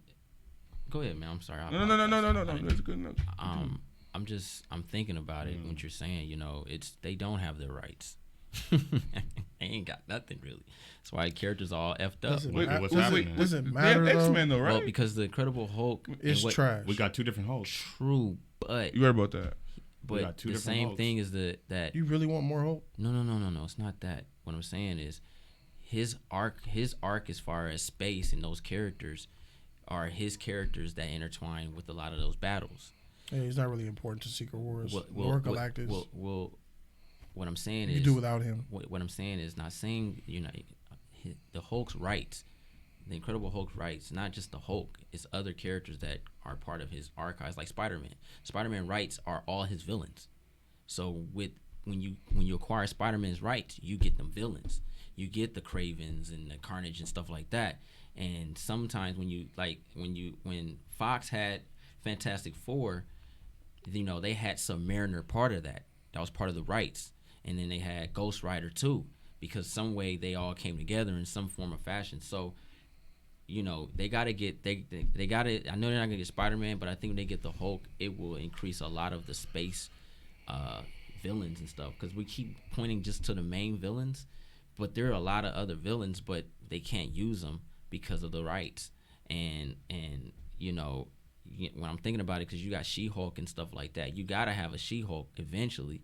She has to come. That's why I said it's gonna be a predictable phase. They don't have her. Yeah. You gotta because she's part of that stuff, and she you know, even in the Infinity War, you know what I mean, the real one, she was in there, you know what I'm saying, and she can do some damage. And when you talk about female empowerment, the problem is you're trying to empower females that aren't empowered. The problem is you have your females, but you're not using them. The ones that should be empowered. Exactly. Well, they did that with Black Widow, yeah. Because you have Storm, who's the leader of the Morlocks, and I mean, not the Morlocks. I'm saying the Morlocks, the underground, the mutants underground. What's their name? The mutants underground. The green one. I'm not having powers. I'm just ugly. What was the name? She's the leader of the. Storm was the leader of the X-Men. No. She was the leader of the underground mutants. She went down there and beat their master, their leader, and she became the leader of the. You guys, the chat know, but she was the leader of that. She's also a queen, and she's second in command when Cyclops is not there, which makes her a leader of the X-Men. There was a point where she was the leader of the X-Men. The X-Men. Yeah. She was the one. But I think every X-Men, because even Morph was a leader of X-Men. You know what I mean? You know, Morph is dead. Morlocks. Yeah, the Morlocks. Yeah, I said it right. Bro. Yeah, the Morlocks. She's the leader of the Morlocks. So she was queen to a lot. Yeah. And she's a very empowered character. Captain Marvel's a very empowered character. Jean Grey, the Phoenix, is a very empowered character. But they didn't have these rights to these characters. That's what I'm saying. She-Hulk is one of those characters. So you're saying the ones that they don't got you. And they're not utilizing them. Yeah. And they're trying to force all this other. Who the How hell do you utilize them? They just got them. No. What I'm saying is you have. We don't know yet. That's what I'm saying. But that team you're talking about, that was whack. When you look at it. Yeah. No one cares about Scarlet Witch. Let's just keep that 100. She is. Bro, there's not that many epic female Marvel characters, bro. What I'm saying is it's Wonder Woman, and then everybody else is 1,000 meters below. Yeah, but what I'm saying is that's Storm. But I'm naming Marvel's ones, like Marvel. I know they don't. But now that they have these rights, you know, you can do a empowerment of a movie with these characters without making them front center and forcing that idealistic on us. Because She-Hulk as a character is very empowered, and she's very nice. And she really gives 2 cents about what she does, and so does Storm. Storm is glorified because she is a queen. Storm, everyone loves Storm because Storm is so kind. We're gonna get her. She'll whoop your ass. She's coming. But all right, I don't think so. I don't think. You don't think they're gonna? I think they're gonna use Storm. They're gonna underutilize Storm. That's why I'm speaking on it. I think because they're gonna Black Widow Storm. Bingo. They can't afford to do that. I think they're gonna take that. Storm is the most popular Marvel female character. But this is MCU though. But this is MCU. And you have it where that's like saying they're going to underutilize. So they're going to play it safe. Captain America. They're going to play it safe. They did underutilize Captain Marvel 3 movies. No, you think they're going to show Storm respect after making Captain Marvel? I think they'll show Storm respect. They have to. I hope so. JT got a point, man. Because look, Captain Marvel is the forefront of women empowerment right now, right? And to put Storm up there with her. In this society, in this MCU, that's not. She fits right into freaking Brie Larson's demo sheet that she wants. No. That SJW sheet. She's black. Those are two. And she's a woman. Brie Larson is gonna brace the shit out of Storm. That's two different ideologies. It's 2 different. Yeah, exactly. Yeah. Because Brie Larson, her ideal of that is very twisted from what it should be. It's like the film. It's like the film Peppermint with Jennifer Garner, a very empowered character. And you like her, just like Alita Battlefield, a battle angel. Nice. You like this character. But what she wants is nothing like what they are. It looks like Brie Larson is going to be the Iron Man of the next the future. She's going to be the Iron Man. Yes. Who's going to be the Cap female? Storm. I'll bet Storm. Why? I'll bet Storm. Think about it. Iron Man. If Storm C-list character, Captain Marvel. D-list character that they made popular. You said Storm front and center, right? That sounds like she's a side woman. There will not be. I don't think there will be. Storm. I think they're gonna do just like we have here. What do we have here on the screens? We have Cap and Iron Man. This is not a one-man show. Gotcha. Talking about the Queen. There's 2. You talking about the Queen of Wakanda, right? Yeah. No. We're talking about. No. I'm talking about the princess / Queen of Kenya turned Storm. Right. The X-Men. A black woman that's a princess. that a legit princess, of the first time princess, and they're gonna push that over the white one. Nah. Are they not? Are they not pushing T'Challa's Black Panther? No. Black Panther. Come on, it's already doing it with T'Challa. Bruh, come on, bruh. He just came back. Did you see Killmonger and his ideology? Bruh. Kill the white man. Bruh. Nigga, that's an MCU movie, bruh. Feige put a stamp on that. Bruh. And that's proof that they're willing to do it. Money that second one won't be near that. Well, I'm not taking nothing away from what they did. Because that's not fair. Because I know. That's not fair. Is he coming back? That second one, you're doubting them. You're putting doubt. You're hoping they fail. No. I'm going based off what Black Panther did. Black Panther did everything you said they won't do with Storm. No, but is Killmonger? He's a prime example. Is he returning? Killmonger? I think he's gone. He's dead. Killmonger's dead. I think Black Panther. Dead. If you look Black Panther pushed all those extreme ideologies, man. Yeah, but you showed Killmonger, who's a dead character, and what did Black Panther do? Oh, I see. He defeated him. And what did Black Panther do? He defeated him and then tried to save him. Where was Black Panther's kingship? Where was his strength? Where was him that showing him? Like you guys told me. I asked, I said, is this the Black Panther? That is not T'Challa. He was a shell of what he was in the comic book. He's a shell of what his father was. And they downgraded that black character like they do every black character, like they did Falcon, like they did Rhodey. They didn't downgrade his blackness, though. They downgraded his epic superhero ability. What are those? Jokes, bruh. White Wolf. Why is White Wolf Bucky? I'm just saying. That was funny. That was culturally important. That was a real thing 3 years ago. What I'm saying they is downgraded him as a character too, not just Black Panther. Like they didn't show never his smartness. He's supposed to be the smartest person in Wakanda, right? No. They gave it to Shuri. Yeah, Shuri's the smartest person. Yeah, what I'm saying is Shuri, bro. She's the smartest. I'm not disagreeing with. I'm not disagreeing, but as far as Storm being all that greatness, which she is, she's 10 times better than every other female in the MCU, period, just by her leadership. And to show, because I always said MCU always kills all their villains. When you see something like Storm obviously, as the character of her being a black hero, she by far passes every other hero as far as leadership and tactics and skills. Are they willing to do that? Is MCU willing to put a black woman in the front center of their company? Are they willing to show that this is the queen? This is the princess. This is Storm. This is Storm. She's an X-Men. She's a Morlock. She's T'Challa. They're doing it with Black Panther, yes. I'd say the answer is a solid yes. But that's his movie. It's not hers. You're looking at me a certain type of way, C3. How you feel? No, Black Panther was never in the forefront. Whoa. I'm not. He is the forefront now. Cap is gone. Who's gonna fill those shoes? Not Black Panther. Black Panther is going to be the next. He's gonna be the next. I'm not saying Cap. As far as popularity goes, there's only 2 characters that I'll follow, and Black Panther is one of them. Am I lying here? It's Spider-Man. G. The next Cap. Spider-Man. That nigga's washed. He only got 2 movies left on his contract. The next Cap is Falcon. No. For one. There's wearing the suit, and then there's being Cap. Oh, okay. Your suit. Your suit don't tell me shit. And we don't know if he's even getting a movie. They're going to send him to television. Yeah, he's going to TV. T'Challa's Black Panther is the only character that was here when the MCU and held his own against Iron Man and Cap and became my favorite and the world's favorite last time I checked. Yeah. We had these conversations. True. And you think that Feige's not... Who you think's gonna usher the future? Black Panther is a huge player, and he will be in Wakanda in future movies. And that takes me to my predictions, bro. That takes me to my predictions, and let me speak on them now.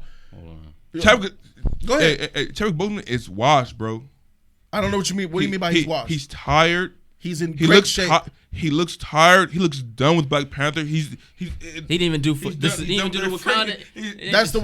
He's done with that, but he's not done with Black Panther, bro. This made him. He looks done, bro. He looks done. He's not. After part 2, man, he's out, bro. That's what you're predicting. No more Black Panther. No more, man. Not from his character. Not from him. I think, like I said before, so you think he'll make just appearances, if you will? So you think he'll be maybe his little sister will be a Black Panther then? Oh no, but in his own movie, man, he got outclassed by Killmonger, and that says a lot right there, bro. Like he's no leader, bro. He gets outclassed by Killmonger in the comics as well. Black Panther's no leader, man. Killmonger's that dude, bro. Killmonger's that dude. I know, which is why they never should have killed him off. They should have kept him around. It was on point. He got owned by Killmonger like he should have. That's not a problem to me. Black Panther is going to be in the future, I believe. And I'm going to say that because here's my prediction for the future of the MCU. If we look at history and how it repeats itself, they constantly, if we look at the build-up to Avengers 1, it was simple. 5 movies Avengers. Yeah. Or 4 movies Avengers. Yeah. Iron Man, Hulk, Thor, Captain America, Iron Man 2, Avengers. Mm-hmm. So, Loki was that villain. Medium time boss, not a big overall threat. A little peon in the grander picture that is Thanos. Right. I believe that they'll do something along the lines. Wakanda is going to be explosively important in the future of the MCU. Everything is going to be based around Wakanda, in my opinion. You know how Earth is kind of a thing? I think we're going to be in Wakanda for a lot of films, a lot of threats, a lot of big threats from outer space will come and they will address Wakanda. Wakanda will be the hub for a lot of places. It already was for Infinity War. That was probably some foreshadowing. Wakanda is the place. Namor was probably teased. I see some Namor coming in this motherfreaker. Thanks. I see Dr. Doom being the first character that with the rights that they get, that they make a move on and they go for Doom War. Which you have the rights with Black Panther ensconcing that. That's a small little mini battle with characters that you already have that you can make epic in 5 movies. They could have a Doom War film by the year 2020. I think that would be the first. That would be my first major arc. By 2025, you would have Doom War already. That movie's coming out, and you could already do that by building movies. Black Panther 2's on the slate. I think Black Panther 2 will come out in 2021. We're getting Black Panther 2. I think you'll have the Guardians of the Galaxy 3 in 2022, and you'll have Doctor Strange in 2021 along with Black Panther's 2's movie. And I think Doctor Strange will talk about the new threats in outer space after Thanos. I believe the death of Thanos alerts and lets cosmic beings know Earth is a place that we need to start paying attention to. And now you're going to get your Galactus, your Eternals, your Galactus, the War, Sad, all that shit, all the 9 of them. They're going to start to pay attention to what's going on. And Galactus is the one who makes a move on Earth. Where? Wakanda. Black Panther and Galactus have had issues in the past in the comic books, and I think they will probably revisit that. I think Wakanda is the hub. Now, whether or not it's Black Panther who does it or Shuri for the future, I don't know. Because you could either show Black Panther, like you said in Black Panther 2, being Black Panther, and by Black Panther 3, he passes the mantle to Shuri, his little sister, who in the comics by Ta-Nehisi Coates was the Black Panther. I think we so now what you got is black female. So you would have a black female Storm and probably a black female Black Panther along with this white female Captain Marvel. Hey, take it how you want. I don't want that shit. I'd rather have a Black Panther male, because that's the character that we fell in love with, and Shuri came many years later after the character was already popular. But those are the type of things that I'm looking at. Sony ruined my initial plan because they've freaking Venom made $800-something million. What the freak is wrong with you people? So now they're going to hold on to their sheet for dead stock. I think Spider-Man is gone. As soon as the time is over, they're going to snatch him back. He's going back to Sony, and they're going to do their Sony-verse, bruh. Kraven's coming out. They're going to make a Kraven movie, I'm sure. Morbius is happening. Jared Leto's in that. Tyrese is in that, too, I believe. Yeah. Sony's doing their thing. They found out that they can make money making mediocre films, and it's over. It ruins a lot for me. I wanted Kraven in Black Panther 2. That was my villain, but it's not. We'll find out. But they've shown that T'Challa is that dude in this MCU already. He's the future for the MCU as far as the males go. What are the motherfucker? Is it Thor? The Asgardians of the Galaxy? No, they the Guardians now. He's the Guardians. They took him off. He's an Asgardian. I'm saying he's with the Guardians now. They took him off of Earth on purpose. He's done. Yeah. Doctor Strange. Doctor Strange is a part of the future. Yes, I think it's Doctor Strange and Black Panther. Those are the two. That's the Tony Stark and Iron Man. Males. Oh, no. Males. Oh. The male. And I'm saying Tony. Don't make it. When I'm talking about as far as popularity and their importance to the MCU, not replacing them. Yeah, no, I get it. I'm talking about the two heads that have so much stakes underneath them and so much gravitas, and they're in the narrative of the MCU. I think it's Black Panther and it's Doctor Strange. And I think for the women, it's Captain Marvel, and they can bring in Storm. It makes sense to do Storm because you're gonna be in Wakanda so much in the future, I believe. Especially if you do like a Doom War thing with Dr. Doom and Namor. That shit is epic, bro. And yes, like freaking Storm matches up perfectly in there. Yeah, but if you say it's true with Wakanda, it would never be Shuri. It will always be Okoye. And Storm will not be replacing Okoye. Well, maybe they'll change it up. They might not do Shuri. They like twisting things. It's most likely it's going to be Okoye. She. I'll be honest with you. She had Okoye can't. She's in Dora Milaje. Yeah, that's what's up. She can't. She changed the rules. Nah. Because be honest with you, even in Infinity War, in Endgame, she had no business on that ranking. Talking about what's going on in Wakanda. Oh, what do you mean? Like just the whole. They were. She's the leader of the Dora Milaje. She's like Sir Barristan to Khaleesi. True, but she's gonna be there for everything. Yeah, but with Black Panther not being there, they put Okoye. It's like, okay, Okoye's here. She's in battle. Yeah, she's the battle. She's the battle. Yeah. And then when they did their girl power moment, she was there. You see what I'm saying? It was like, okay. Like it? Well, no. What I'm saying is that's where they're going for. It's gonna be Okoye, man. Yeah, they're going for the girl power movement. It's clear. No. I'm talking about it's not Storm. I'm telling you, man. Tyrion Rain said that Wakandan wedding is gonna be epic, bro. Storm marrying T'Challa. Tyrion Rain in Wakanda, brother. I'm being 100 with you, bro. It looks beautiful on comic book paper, but I honestly, my heart's telling me time soon. It's gonna happen. That will never happen. It's gonna happen, bro. They'll have to reboot everything for that to happen. All right. Why do they gotta reboot everything? Because everything's already effed up. The whole world. It's the end game. We're that trying to Thanos is dead, bro. This is new. Exactly. It's a new beginning. Yeah. And look where we're at now. We're trying to figure out something. Because we don't know. Because they don't have nothing. They have something. Just because you have properties, and when you, it's like Feige has a plan. It's like his plan is to dust. He's gonna get out of there, bro. When you have, give him a plan and probably bounce. Here, do this. I'm out. Like George Lucas. When you you know what I'm saying? when you have something and you work with when you have very little and you work with it, that works. It's called the MCU. You had very little. J3 loves reboots. And he does. And when you now that you have your stuff to get it going, it's dumb. I don't care what no one says. Y'all can take it how you want, but you can't just throw in X-Men, mutants, bro. X-Men, bro. X-Men's not coming out for a very long time. A reboot has to come. You need Tony Stark. You need Cap, bro. You need those beacons to look up to. That's the whole point of their existence. They're gone, bro. So it's kind of like a Young Justice factor. You have Black Panther to look up to now. You got Wolverine in the military, and you didn't know Cap. Your inspiration to get things done, you didn't know who Captain America is because you didn't fight with him. You changed the thing, the Holocaust and Magneto and stuff. Things like that still. Now, the Holocaust is 1940s. You know what I'm saying? So it's a little harder to do that in 2019 or in the future base. But you got to have something very similar to those wars that can bring those characters to life. You can't just have a Magneto say, "Oh, I've been here the whole time chilling." What? Where you been? You know what I'm saying? You need that. You need the Eternals. You need the what was the team? The Space Mutants. Oh, New Mutants and all that? No, not New Mutants. The Space Mutants. Oh, Annihilators? The Kree and the Skrull? No, the ones they made a show about. Inhumans. Inhumans. Yeah. They done. No. Inhumans. But what I'm saying is the Inhumans have a big factor as far as Scarlet Witch now, Quicksilver, and what mutants are on Earth. You know what I'm saying? You have those rights and you can use them. The problem was they made these big contracts like these NBA players and these football players, and now they can't get and they, instead of taking a loss of their money, they're trying to make stuff work. When I went into the Disney store, all I had to see, I wanted to buy my son a Spider-Man toy, was nothing but Captain Marvel dolls. Now, I'm not finna buy that. I don't want that.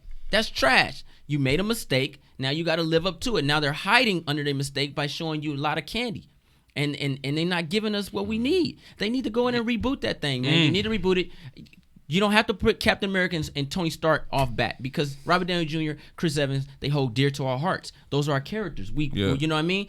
Nothing will ever beat my best comic book experience in the theater was Iron Man 1. Period. Nothing ever will beat that. Nothing. Nothing will ever beat that. The audience, the love, the Iron Man fans, the true Iron Man fans were there. All 12 of them.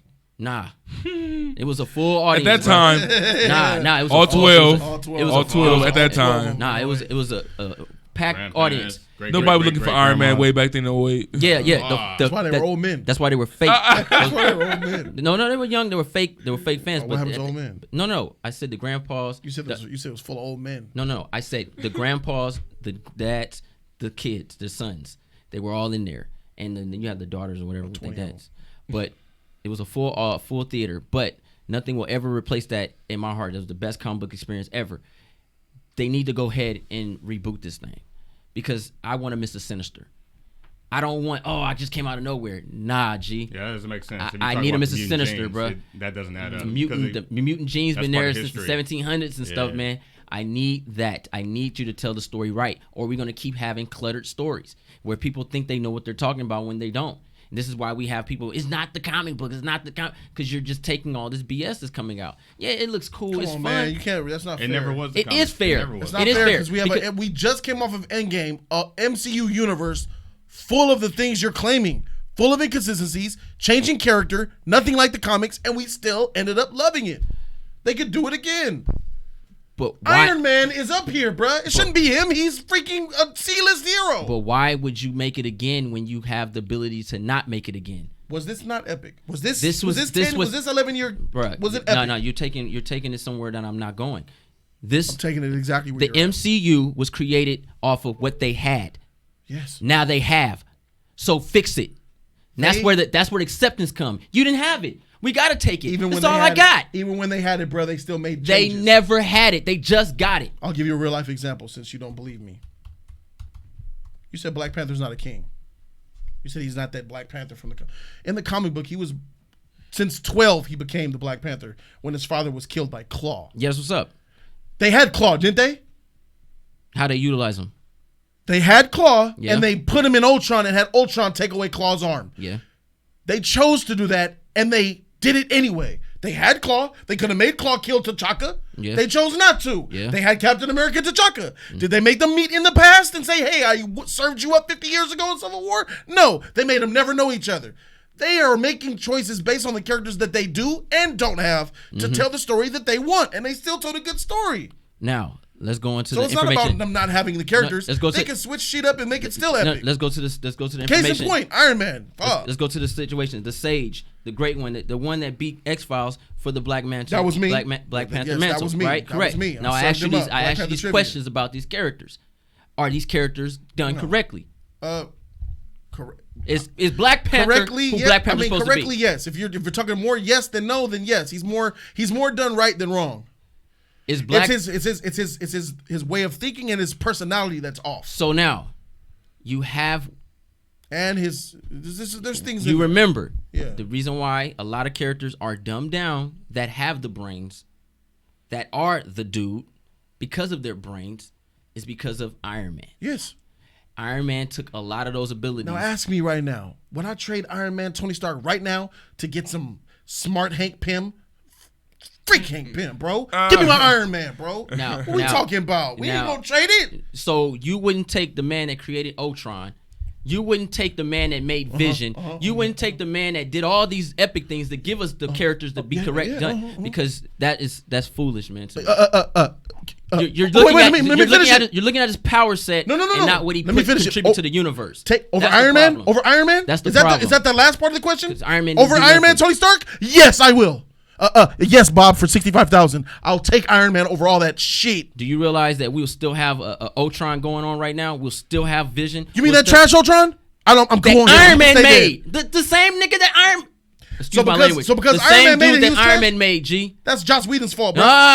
That's Iron Man's fault. That's Iron Man's Vision, and that's also Iron Man's Ultron. So it's Iron Man's fault why Ultron was trash. He was the personality of Tony Stark, correct? Was he the personality of Tony Stark, right? I don't mind the personality. So no. That's why he's trash. Because they took jokes, he was but trash. because now you can do it right now. You can put Tony Stark where he belongs, and you put Hank Pym, you put Mr. Fantastic. You just blamed a fictional character on why the script was actually trash. How does that happen? No. I'm telling you. You said you'd rather take this Iron Man than getting the story correct. And I'm saying I didn't say that. You said the story correctly. It was correct. I've been saying the whole time. I've been saying the whole time Yes. Reboot it. Yes. Get it done. And Yes. you said you think I'm going to take over Yes. Iron Man over some weak anus Yes. Hank Pym? Yes. And I'm telling you the things that Hank Pym created that Yes. they didn't give to Hank Pym, Yes. which makes him weak to you? Replacing 10 years of Tony Stark, me loving him? Yes. Bruh, you have to... I don't have no love for Hank Pym. Bruh. Who the freak is Hank Pym? Exactly. Some of that old man in that man? That's the reason why... Look what they did with that man, J3. That's reason, your Hank Pym. That's the reason why... This is the reason why we have these arguments. The smart because Hank Pym they never that you do want- it right, and then we have these How many Ant-Man movies are there, conversations. J3? We always have these conversations. How many Ant-Man movies are there? There's 2. And one of them is the worst MCU film ever made, bruh. That's your Hank Pym. Bruh. See, he would have been smart. That would have made his movies better. So miss me with that shit. He would have been smart and great and built this and built that in them trash movies. Give me my Iron Man, bro.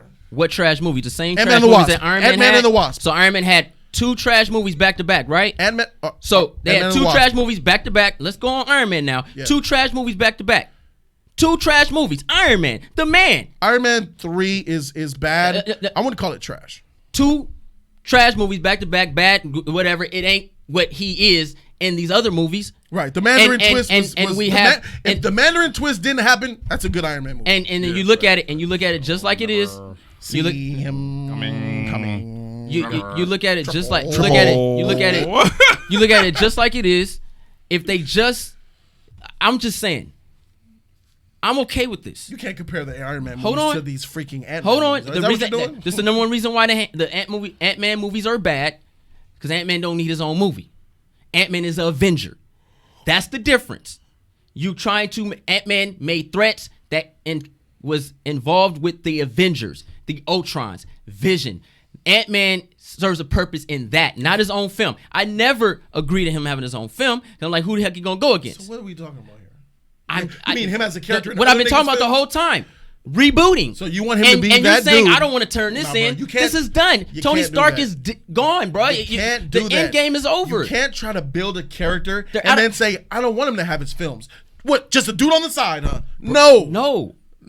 The Avengers are done, bro. The end game has ended. I know. And Robert Downey Jr. is out of contract. So is Chris Evans. They both said it. Yeah, they're gone. They ain't coming back as these characters. They're gone, yeah. So reboot it, because you need certain characters to move on, or you're gonna have trash heroes. We're gonna have heroes we just don't care about. We already said it. Well, I'm gonna watch that movie. I don't know about that one. That's not a good look moving forward, because now we're forced to watch it because we know how MCU is gonna do it. They're gonna intertwine everybody into one movie where you gotta have to watch it. Real quick. Go ahead. No, because you made a good point about the whole Ant-Man thing. I feel like he should have been there since he was one of the original founding Avengers. And I hear what you're saying about Iron Man, because they took a bet on a C-list character that nobody was checking for. It's too late. And since they made that gamble, they made it work because of Robert Downey Jr. There's factors that went into why Iron Man succeeded. Yes, it is. But Robert then Downey Jr. is the biggest one. You look at Paul Rudd and then the character of Ant-Man. There's multiple factors there, though. He didn't need a movie,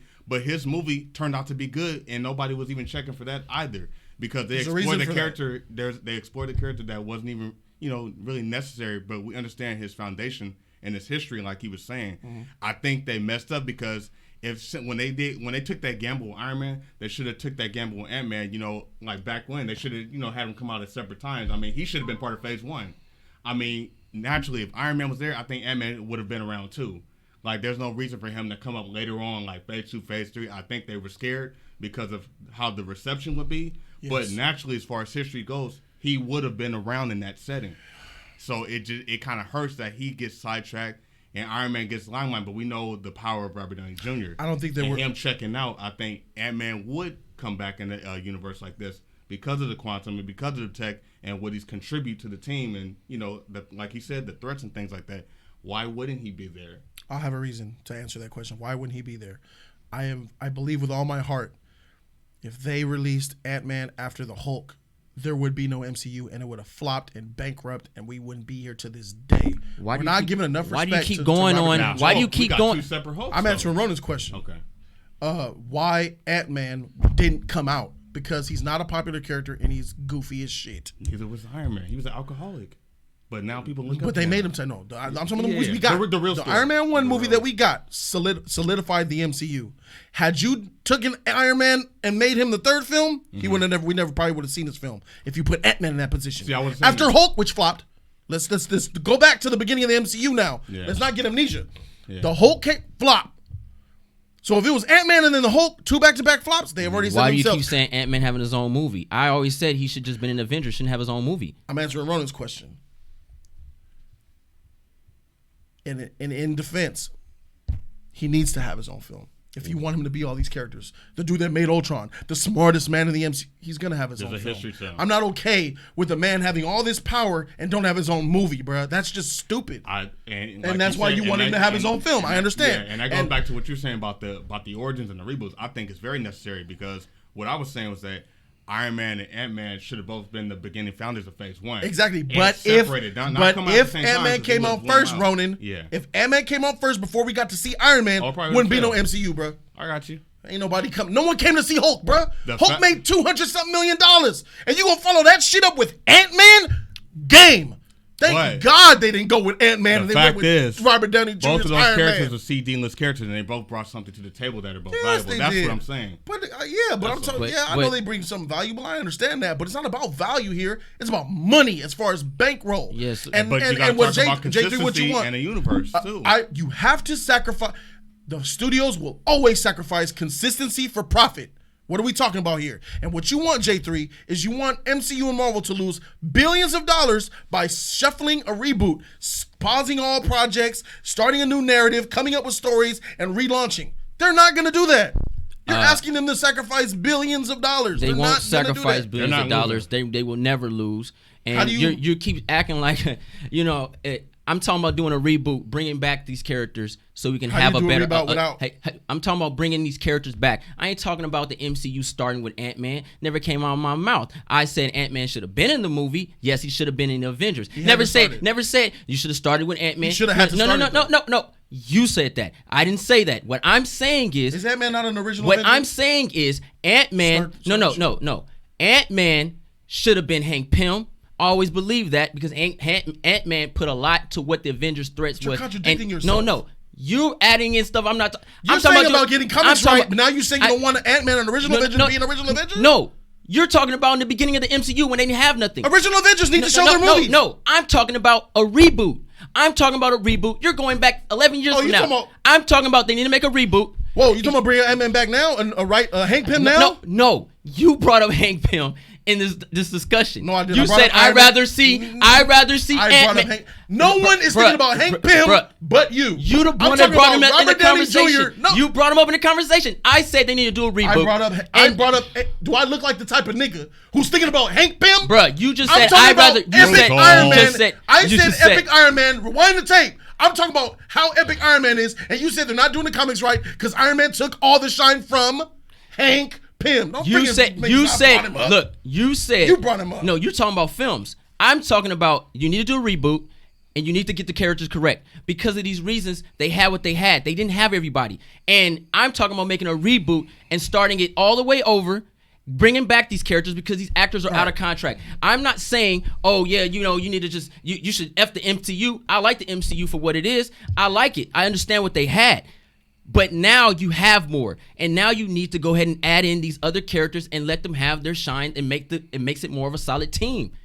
You're the one talking about Hank Pym films. I'm talking about what they took away from the characters. They took away everything and made Ultron freaking. I didn't bring Hank Pym into this discussion, but you keep telling me that I'm talking about Hank Pym. You took Ultron and you made him Robert Downey Jr.'s character, and that's a problem because that's why it's like, who is this joke? That's not him. And then you had Vision. You made him Mr. Fantastic. You gave him all the smarts. You made him the beacon of everything. And I understood why, but now you have the rights. Now you can make more. Now you can make the team more solid. Now you can start it over and give us something more. They won't lose a lot of money on that. They will actually gain more money because now it'll look even more impressive to see a different team that's an OG squad. Now we're going to have Captain Marvel, Valkyrie, Falcon, America, Bucky, Scarlet Witch now, and that's our Avengers. Instead of seeing Mr. Star Spangled Banner, Red, White, and Blue Captain America side by side with Iron Man, Ant-Man, Vision. They retired. Now they're retired. America's ass, ladies and gentlemen. You're going from the future to the past to the future. You're not. Look. Y'all can go however you want to go about it, but I'm telling you, just like Ronan sees it, it's going to be a very, very dark MCU moving forward if they don't fix what they do. Just because they're gonna give you that eye candy sheet. I get it. But what eye candy? What eye candy? No, they're gonna give you some eye candy. But like what? But that magical sprinkle fairy tale castle rock stuff. Yeah, but I'm telling you right now, it ain't what y'all think, man. Not with these people. I think we accepted enough. And now it's time when you have these rights, the Submariners and stuff like that, and the Fantastic Four, adding in mutants and doing all this stuff, and it's. I'll bank. You're saying the future looks worse than the past, but we forget how bad the past was. The first 5 MCU movies were mediocre across the board. I am predicting here that the future will be better than those 5 films. How much you want to bet? What 5 films? The next 5 MCU movies will be better than the first 5. The next 5. What are the first 5? The first 5 is Iron Man 1. Hulk, Thor 1, Captain America 1, and Iron Man 2. They ain't saying nothing. That's making my point. Yeah. You're talking about how we just came off of an epic run off of those mediocre films. And you're talking about how the future looks bad and this. I guarantee you that these movies they come out with, the next 5, beat those first 5. I bet you they'll be better than them. Well, those mediocre films are looking good right now when you say that. That phase 1 is looking good. We got Black Panther 2, Doctor Strange 2, and Guardians 3 on the way. All 3 of those will be better than but that's a lot of money. They're at the forefront by default, not by being organic, though. Because they have nothing else. Everybody's besides Iron Man 1. I must say something, man. Like, you're right. It's something about the first 5 films. They were leaders, you know. Thor was a leader. Iron Man was a leader. The next 5 films don't have any leaders, bro. Black Panther. Besides him, Doctor Strange. There's no Doctor Strange. Doctor Strange is not a leader, man. I saw him lead. He's not a leader. Spider-Man's not a leader. He was leading in Infinity War. He plays Infinity War. Doctor Strange. He led Infinity War. Doctor Strange was above even Iron Man in intellect and plan. But Tony Stark listened to him. The future.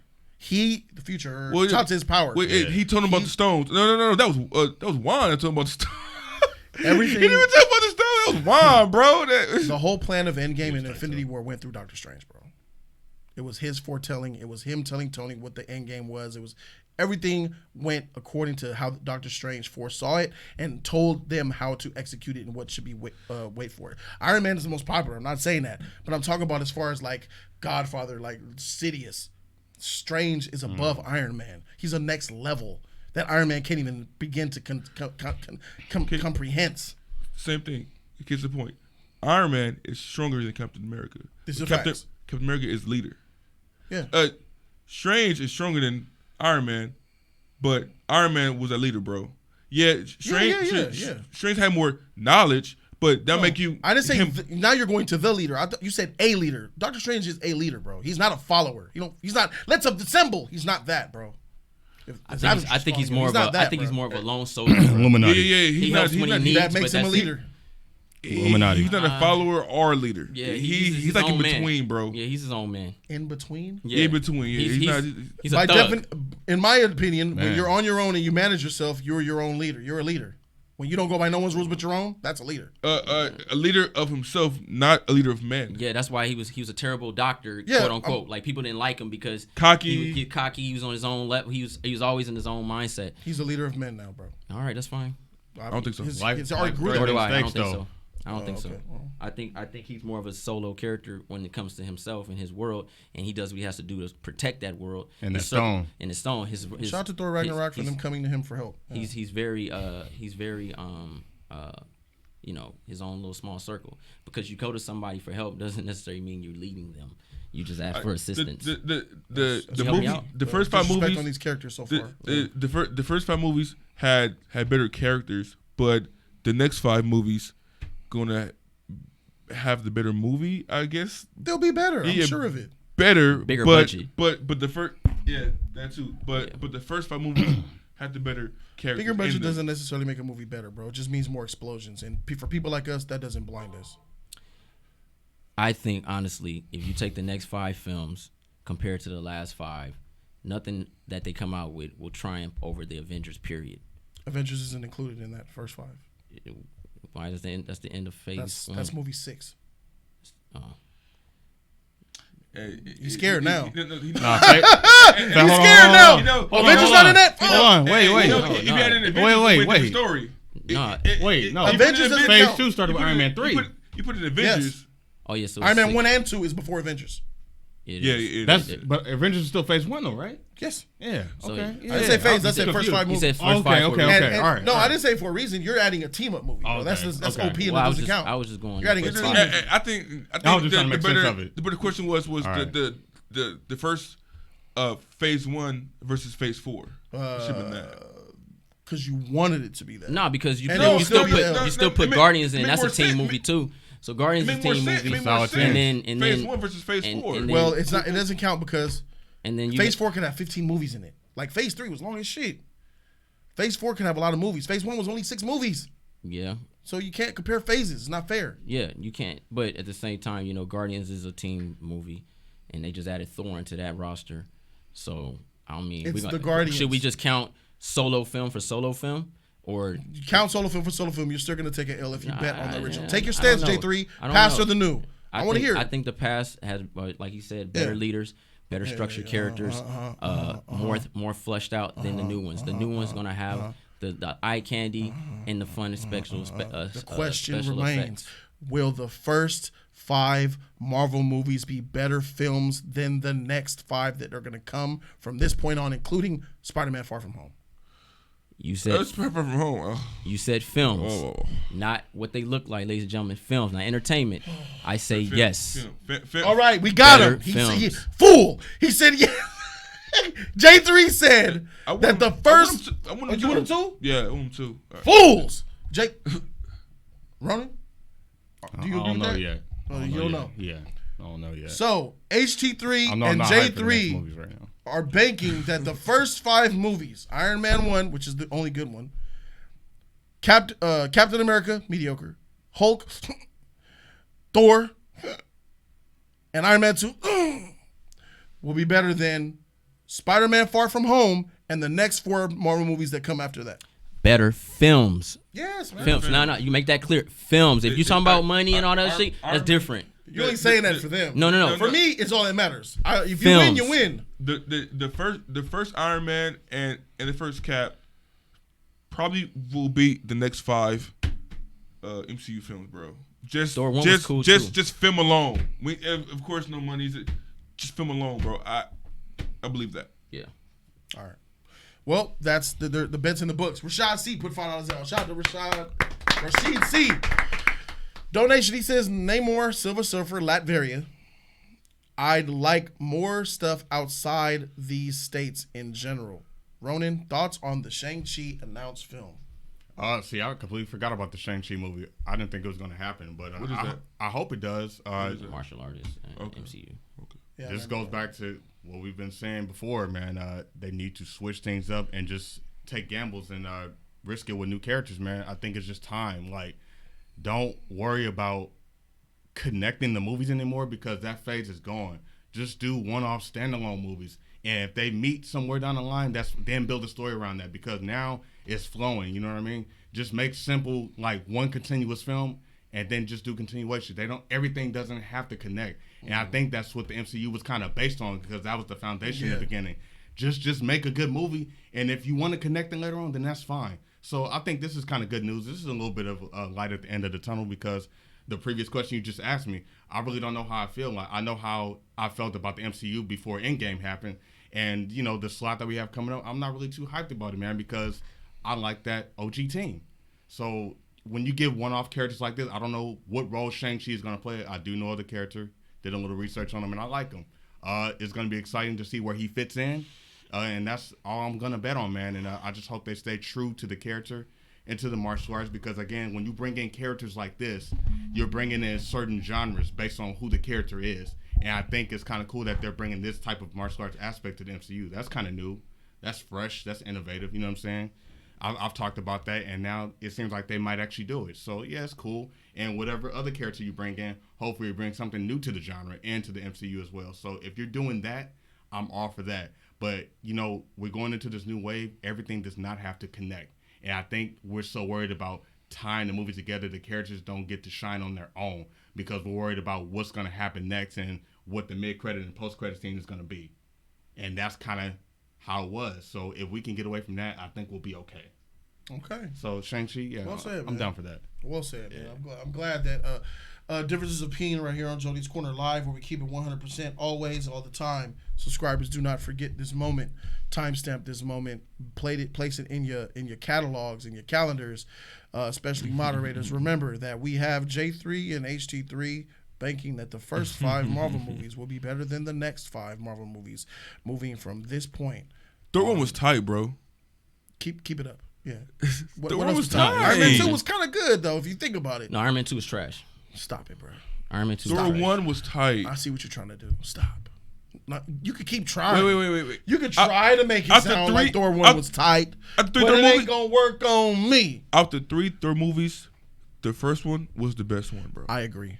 Okay. Finish it! Finish the statement. So say what you just said again, and I'll finish your statement for you. Go.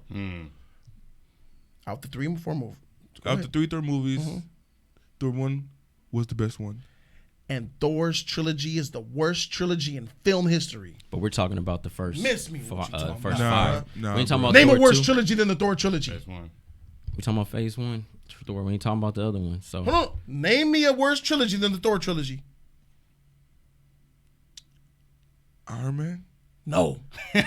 I don't know, man. Because even though Thor Ragnarok was a comedy movie, it was better than Iron Man 3. Thor Ragnarok was better than Iron Man 3. It was. No, that's false. That's not false. Are we talking about funnier or better? I just said, hey. Hold on. You talking about Thor, the non-superhero movie? There's a lot of contradiction on the As a table superhero right now. movie, Thor's an F. As a comedy, it's a B+. Let me speak, please. Sure. Thank you. Thor 1. Okay. Iron Man 1, Thor 1. Iron Man 1 beats everybody saying Star Wars. It's not out yet. Hey, Iron Man 1 was better than Thor 1. Yes. Yeah. Not by a lot, but it was better. Yes. Iron Man 2, Thor 2. I take Thor 2 over Iron Man 2. I do too. We get somewhere here. Iron Man. This is great. This is great. Iron Man 3. Ragnarok. I take Ragnarok over Iron Man 3, my dude. I like that because it makes you laugh. That makes the Thor trilogy better than Iron Man trilogy, bro. So Iron Man has the worst trilogy. I like how you speak. I have Iron Man being Iron Man 1 and Iron Man 3 being better than all 3 Thor movies. Iron Man 3 is better than Thor 1 to me. Oh, no. It's not Thor 1. I'm sorry, yeah. I have Iron Man 1 and Iron Man 3 being better than both Ragnarok and Dark World.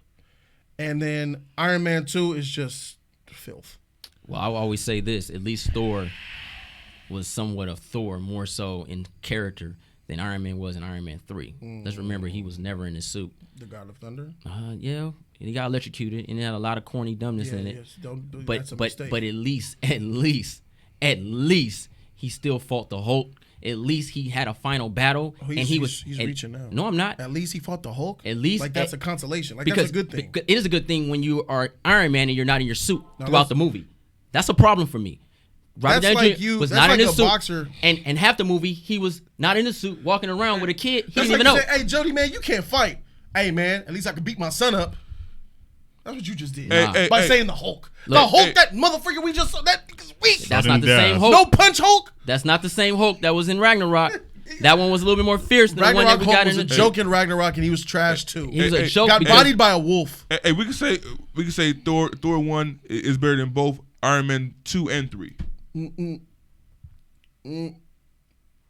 Iron Man's a much better character than Thor. Iron Man 1 is better than Iron Man's a better all character Thor than movies. Iron Man's a better character. I'll take you further. Iron Man 1 is better than all 3 Thor movies.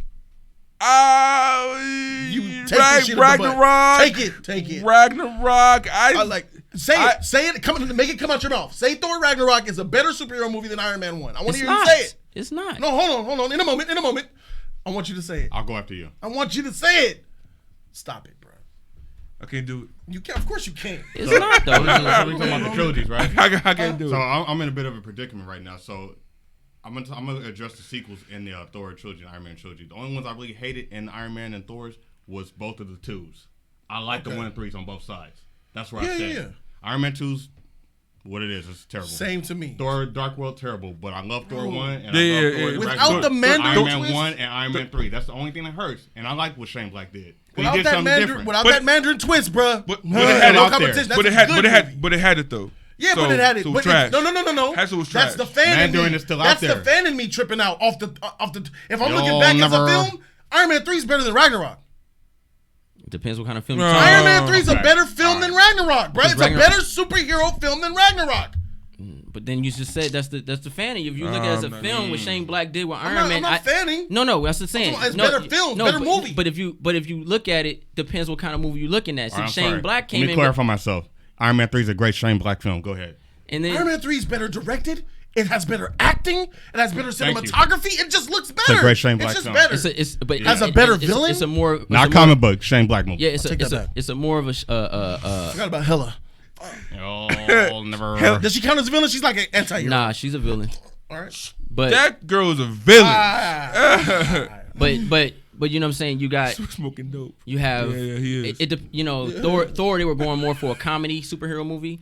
Shane Black was going. Ragnarok doesn't show anything good to film. Period. It's just jokes. Shane Black was going more for a drama action movie, spy thriller movie with it. That's why that was competently directed though. No. Iron Man 3 is bad because of a comic book aspect. Yes. So I totally agree. I agree. Okay. But we're talking about comic book film. We're talking about film, right? Yeah. We're talking about film. But if better movies. But then that takes away everything, that mythology factor of Thor, because Thor is not. You know what I mean? Like, it's hard to. Bro, the Dark Knight is good film, bro. No. I understand that, but that's because it's so grounded. You know what I'm saying? It doesn't matter. If Christopher Nolan was to give him powers, then we might see some outlandish things and be like, damn, you know what? That's kind of weird. It's still a comic book movie. But it's just like we said about the Russos. When the Russos have such a grounded foundation with heroes like Cap, Black Widow, they're dope. But when they start adding in powers, they get lost. You know what I'm saying? So when you take Thor and what they created of him, yes, it ain't what gas. No, it ain't it's not what we wanted as from Thor. But it's what they gave us of Thor. And yes, I agree. Thor Ragnarok is not the Ragnarok story, but that's their MCU story that we accept. The same stuff that I want to be rebooted and done over. But this guy's making a case for Thor Ragnarok. No, but I'm telling you why Thor Ragnarok, when you look at it, it's not a bad movie. I laughed. I enjoyed myself. Had beautiful colors. And it gave you a lot of action. Had beautiful colors. Your eye candy, just like the eye candy you hate. But you hate eye candy viewers, and you just described it. The visuals were nice. And are we the Justice League, or are you J3, or are we freaking just people, the regular MCU people? That next MCU movie. But what I'm saying is, some kind of Suicide Squad. Going in, we're the bad guys. We're some kind of Suicide Squad. What we do. But what I'm saying is that when you look at when you look at it, the story of Ragnarok wasn't that bad. The story, you know what I mean? Hela comes to get her throne. Daddy gets lost and he's on some weird shit. Daddy get lost. She goes. They go against what's the demon name? What was his name? Surtur. Surtur. And then that scene alone, I ain't gonna lie, the Surtur scene alone killed every scene in Iron Man 3, bro. I haven't seen it, but I doubt it kills the Mandarin's menacing scenes. Nothing takes this. You haven't seen it. I said the Mandarin's menacing. Hey, Bubba knows what's up when he got that throne. Nothing counts. I know I can't. I'm asking. Ronan seen him. Kingsley's tight, bro. Is the Surtur scene better than that Mandarin when we thought he was a savage scene? I was Mandarin scared. Fan, I like that. I'm talking about. There's nowhere you can run. There's nowhere you can hide. You're worried about a tight blue dog. Nothing will save you. Nothing. I'm talking. It doesn't matter where you live. No matter where you can hide. I'm coming for you. Oh, you did it. That's right. America. Turn on your television in 30 seconds. I'm gonna dial this number and I'm gonna kill this man. I'm sure he's a good man. I'm sure he's a good man. I'm gonna dial this number and kill this man. I was like, what the freak is this? Mr. President. The Mandarin Had he stuck Ben to that Kingsley is darkness, iconic. would have been the best MCU villain. Ben Kingsley. Yeah, because he would have got his rings and stuff, but we didn't get that one. Right. Because of what we need. Acting, no. Because the acting is better, man. I'm not disagreeing. Look, this is a difference with Iron Man Ben's 3. tight. We talking about acting now. And Ragnarok, and why Ragnarok gets that edge. Because, for you, but that's I'm what about to destroy Ragnarok when you give me a chance to speak on it. But this is I've been trying to finish. But look, don't give him a chance. Iron Man 3. The problems with Iron Man 3, it's not the Mandarin to the degree, because I agree. It was very menacing. It was tight. Yeah. It was a whole joke factor when Disney got a hold of it. Okay. It became a joke, right? And then Robert Downey Jr. stepped out of his suit. He no longer wanted to be Iron Man. He started doing things that were... Why, though? Ask yourself why. The real grounded in reality story of why a man with post-traumatic stress syndrome after saving the world would not want to be in a suit. America. Because... That's a real world plot right there. No, because it's actually not really a plot. It's actually what Robert Downey Jr. said after Iron Man 2. He didn't like the fact that his son called him Iron Man and not Dad. And he wanted to be out of the suit less because he didn't want his kids to look at him as a superhero, more as their father. That's why. No, I'm not. That's why they changed, and that's why he's not in the suit as much. Article. You just added a whole new thing. That's why he was. It's part of the universe. The first part you said, Robert Downey Jr. didn't want to be in the suit no more. He didn't want to show his face. He wanted to always show his face. That's why he kept going. Oh, that's what you're talking about. I thought you were talking about like wanting to like not be Iron Man. No, I'm talking about as a plot in the film. Not as a human actor.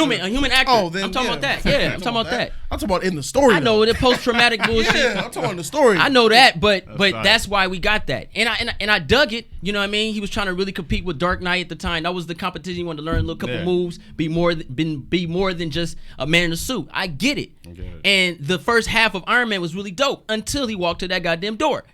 Without an Iron Man suit, a prototype, got his whole thing destroyed, and then he was on a go for half the movie. It was still dope though, J3. It just didn't make sense. But the first half was really good.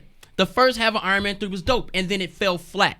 And then at the end, we just got people blowing up, and then now you got all these those Iron Man suits. That was epic. Yeah, but it was just as short as Iron Man 2 battle with Rhodey and Iron Man. And remember, we counted it. We said, dang, I wonder if it's going to be longer than part 2. And we counted it was like a minute and 30 seconds or something, just that. And then that was it. So Iron Man 2 and Iron Man 3 had very little action and Iron Man stuff in it. It was on show and no go, man. That last battle scene, man. It's like a rap battle, bro. It was nothing, man. It's like a rap battle, bro. It was filler, bro. Unload on Iron Man 3 because I'm not hearing enough. Bro. I'm about to really wreck Ragnarok when you filler. Go ahead. No, all right. So, and then when you have something like Thor Ragnarok, Thor Ragnarok doesn't have the strongest actor because it don't have Robert Downey Jr. You know, I love Robert Downey Jr. as an actor, one of the most phenomenal actors. Shot the Chaplin, one of the best films he's ever done. But when you have, Chris Evans is not a strong actor, not at all. You know what I'm saying? But I mean, not Chris Evans, Chris Hemsworth. My bad. My bad. All right. Wrong Chris. Sorry, C. But when you have someone like Chris Hemsworth and what he's working with and how they portrayed Thor, I get it. They made him a joke. He ain't the Thor. Don't help me. Just get back on Iron Man 3. I got it on my own. No, what I'm talking about. You're helping me. No, no. What I'm talking about is. You need to be more on the Iron Man 3 offensive, bro. No, because I'm about to wreck the shit out of Ragnarok. But the difference with the Iron Man, the beginning of Iron Man 3 is dope. But Ragnarok, what brought Ragnarok to the to what? What did it bring you to? What make Why would I hear this? What made Ragnarok better than Iron Man 3? He is trying. He's trying. I'm lightheaded. No, because there's a difference in films. I just got lightheaded. One is a superhero. One is a superhero comic book movie. Superhero comedy, and then one's more of a spy thriller comedy. Comedy shit. It ended up being a joke at the end. Comedy. It ended up being a joke at the end. So you had multiple diverse genres in one film, and caught everybody off guard. At least Thor Ragnarok stayed on base. We met some characters. We had one of the most villainous villains throughout the whole film. We had a dope introduction. The middle was a little soft, and then the end still gave you some eye candy at the end. And we saw something tight, more so than Iron Man 3. Tight. It had its jokes. It ain't. I agree. It ain't as strong on the acting part and writing, but at the same time, overall, was just a better movie than Iron Man 3. Cool. I like that. I feel the same way. I'm glad this is about me and J3. I'm sorry. No help, no gas. Keep the gas in your can. His bonfire is safe. It's dwindling like Charmander in that lake, but it's safe. All right, look. I like how you talked about Iron Man 3, and that was pretty good. I took it to the chin. It's fine. But Ragnarok, on the other hand, is a film that had its last dying hope to saving a character that we have long been complaining about. Say what you want about the Iron Man movies. Iron Man is a beloved character based on how his performance was as Robert Downey Jr., as you admitted yourself, him being a superior actor than anything in any of these movies. So we have a better actor in Iron Man 3. Chris Hemsworth is trash as an actor and as Thor. I would like Thor Ragnarok more if it just wasn't such a waste of my time in the movie theater. I love laughing, and the only redemption that it gets is laughing, because Hela looked great in the trailers, and she turned out to be cracking jokes in the film. You had a real possible chance of having the best villain in the MCU in your movie, and because your narrative is so crap, Waititi, you ruined her. Hela was cracking jokes as she was murdering people. I didn't know how to feel. Wait, she cracked jokes? Yes, she cracked jokes. We watched the film again.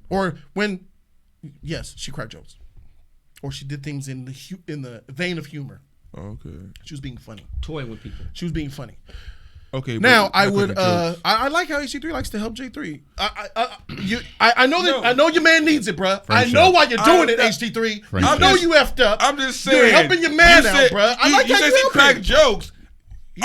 Ladies and gentlemen, he's doing his best. He's doing his best. He's doing his best. Where's the executioner? The guy that was in all those Thor movies that got bodied by Hela out of nowhere like he meant nothing. And the friend. This film pisses on the characters. It gives them no respect. It gave Thor no respect. The God of Thunder was electrocuted by a freaking device on his neck. Miss me with this shit. That right there alone wrecks the character in itself through and through. The God of Thunder electrocuted by a device. Imprisoned like a slave. You're not going anywhere. You'll be in the fighting pits. Bruh. Miss me with this shit. You imprisoned Thor. Valkyrie had you son with a device. I ain't saving you, nigga. You were a little sleazing little cuck boy. Valkyrie, I need you to help me. Nah, I'm good. I'm gonna drink my drink. Electrocute him. Every time he wasn't even a man in that movie. He was a feeble slave little boy. His father got. When Thor 2 ended, and I saw that Loki was really in disguise freaking Odin, and he had him probably eating scraps in a cave somewhere, I couldn't wait for Thor 3 to come out to see what Thor was going to do when he found out what he did to his little brother. And what happened? Jokes! Matt Damon!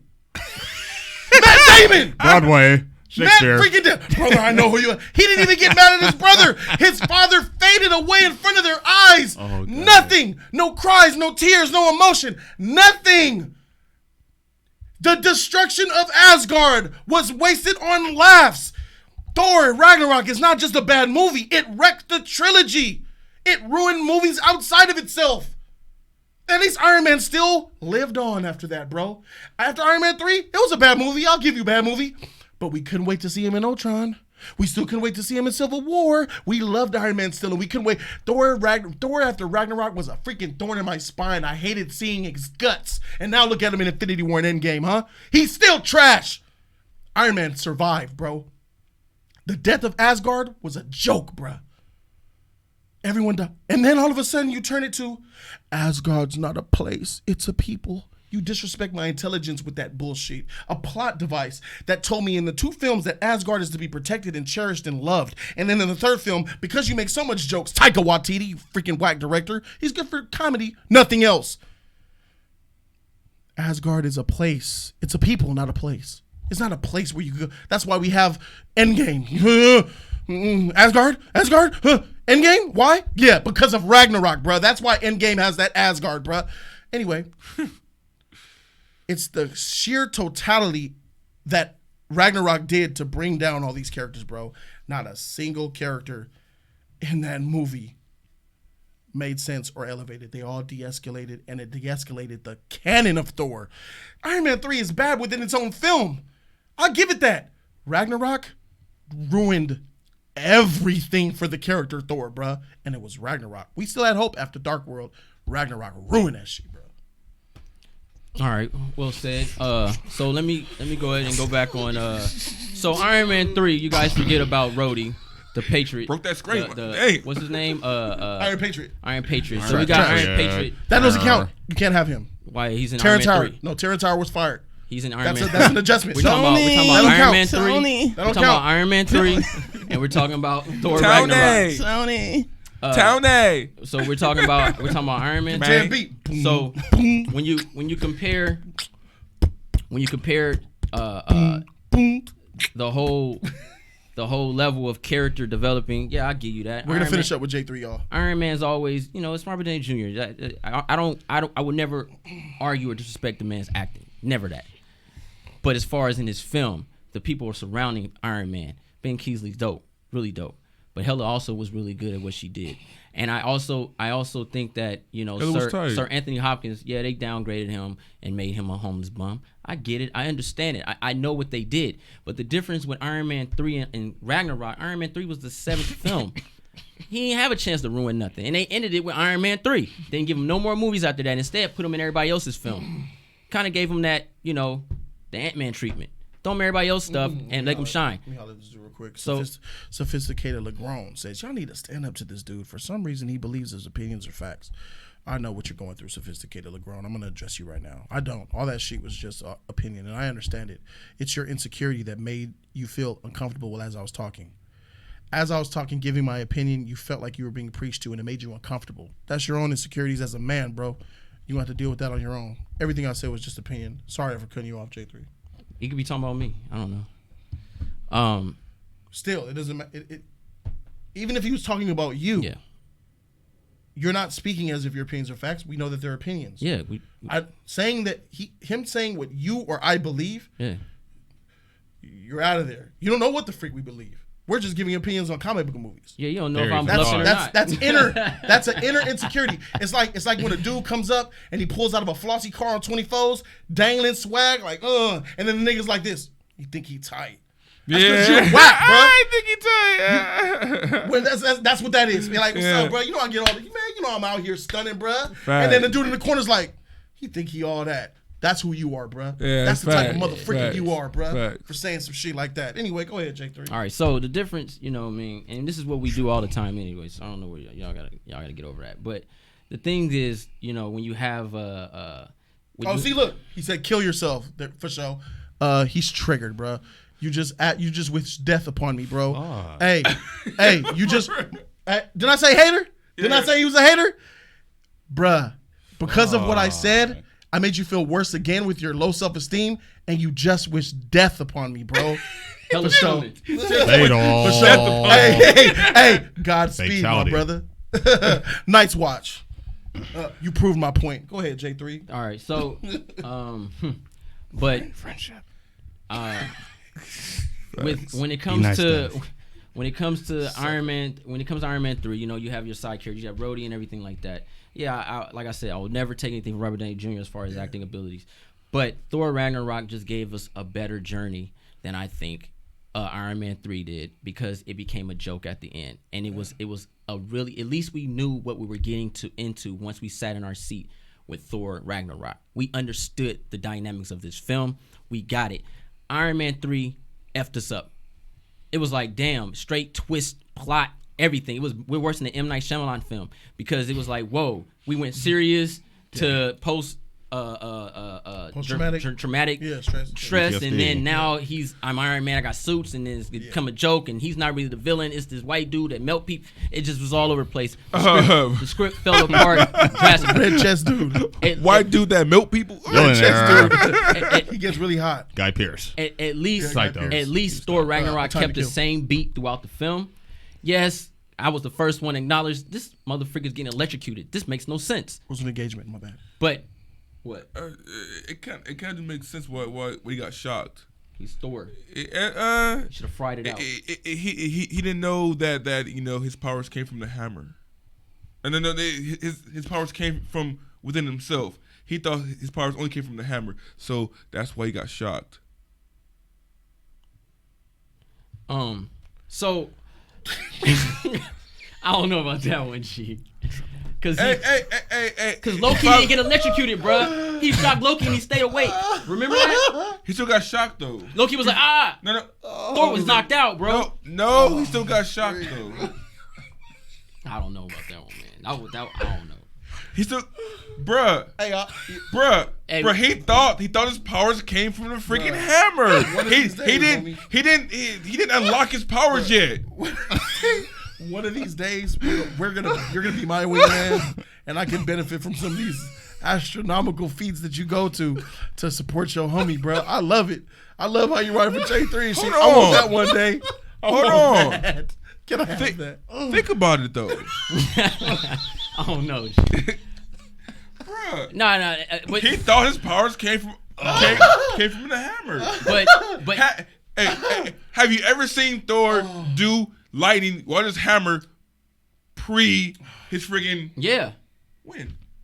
I didn't let you finish. Sorry. I let you finish. When? No, you're right. He never did. Okay. I didn't let you finish. So subconsciously he probably think he was the the God of Thunder. Yeah. For sure. All right. So yeah.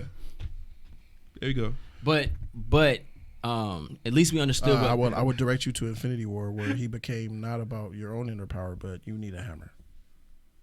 What do you mean? Infinity War, when it was about are you the god of hammers? Yeah. In Ragnarok are you the god of hammers? You always have the ability within you, and then Infinity War story was you need a hammer. Axe, but yeah. You go ahead, Jody. All right, so but at least it kept the same tone, same beat throughout the whole movie. Something that Iron Man 3 did, and it debunked everything. And like I said before, the difference with Iron Man 3 and Thor Ragnarok was, because I understand the whole debunking the character, all that stuff, yada. But Iron Man 3 was the 7th film, and then it was a whole nother freaking 13 movies and stuff that came out after the fact. So Thor had his transition was very stretched out, and we were able to really see it for what it was. You know what I mean? And Iron Man, his transition was very early in the phase, and then once we got in, he started getting into everybody else's movies. He was never in his own film anymore, because I think the studios understood it. But we talking about Iron Man 3. But Iron Man 3 failed. Even though it made money, it really failed. People don't go to that movie. They don't even show that movie Iron Man 3 on FX. Like, they always show 1 and 2. Like, I don't know why, but I've been looking for it. Right. It failed, bro. It was a terrible movie overall. We know why they showed it though. But kids can't comprehend Iron Man 3 like they could 1 and 2. Man, there's very adult narratives in Iron Man 3. They show Winter Soldier. That thing always on. But it's cool. It's Captain America kicking people off ships. But this Iron Man with tech. That was the first 5 minutes, Jody. Stop. It's cool. It's Captain America fighting Bucky in the streets, but running from explosions and stuff. But Iron Man didn't have. Don't you? Iron Man didn't have. His movies weren't always all the way through Iron Man, and that's what killed Part 3 for me the most. He wasn't Iron Man. He didn't want to do it. I can't do it. I'm scared. I was like, okay, that's fine. And then when the time came for him to be Iron Man, guess what he did? He used robots and not even go in a suit to let them be Iron Man. So he never was a superhero in his own movie. He dropped the ball. At least Thor at the end, he might not be the Thor we want or the Thor we know of, but the Thor that the MCU created, he ended up being that at the very end of the movie. He was that Thor.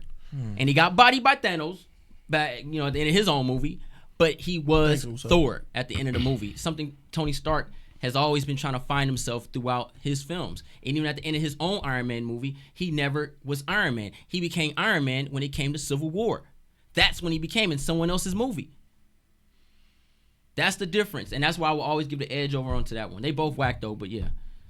All right, man. Well said, J3, man. Good shit, man. Shout out to you putting your fight up. All right, so before we get on out of here, there's a couple of questions. That was a lot. I missed a couple of donations yesterday, man. I felt bad for it. So I asked them to just ask me some random questions, and I'll answer them on this stream here. So it's Game of Thrones related, so we're going to answer these 2 questions really quick because they're simple questions.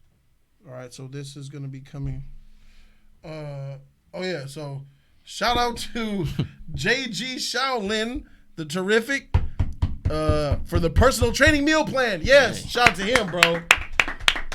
Personal meal training plan from JG Shaolin. It was him. I saw him in the I knew that was him because that's who I told Bobo it was when I saw him in the stream that one time, man. So his Instagram, in case you guys want to follow him, is at Damusig13. At DAMUSIG13. There he is right there in the chat, bro. JG Shaolin, feel free to go ahead and just put over there. Feel free to go ahead and put your IG down in the chat, bro. Bobo was gonna he'll do it for me. Bobo, moderator on Jody's Corner, will put it down for you.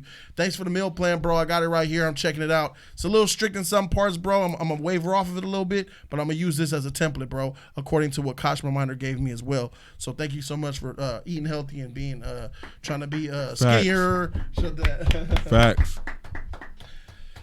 So yeah, back to the Game of Thrones stuff. So it was from Mr. Sean 3 Kids. He had a couple of questions, and he says, "What do you think Bran was warging into that night? You know when he disappeared and his eyes went white for what feels like 20 minutes during the battle where Theon was saving his life? I have no idea where he went. What do you think he was warging into?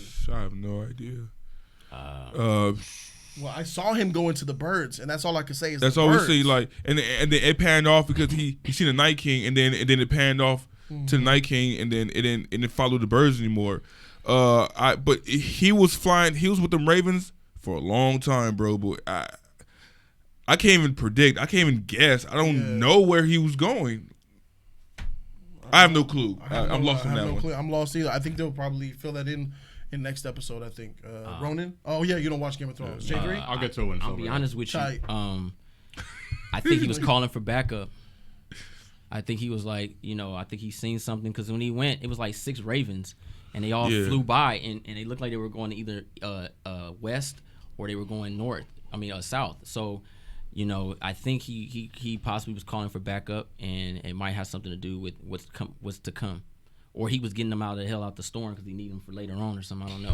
All right, that's a good guess. I have no idea. And the other question was, do we think that Bronn will kill Jaime or Tyrion? No. J3 says no. HT3? I think he will attempt to, but ultimately fail. Okay. That's tough. Absolutely not. Absolutely not, Mr. Sean 3 Kids. Bronn is loyal to both of them. There's no amount of gold in the world that will make him. That's turncoat. That'll make all the fans of Game of Thrones instantly hate Bronn. I think what he's instantly. I think he's onto something though. I think Bronn's that clever where he's going to shoot Jaime's metal hand on purpose and say, "I tried."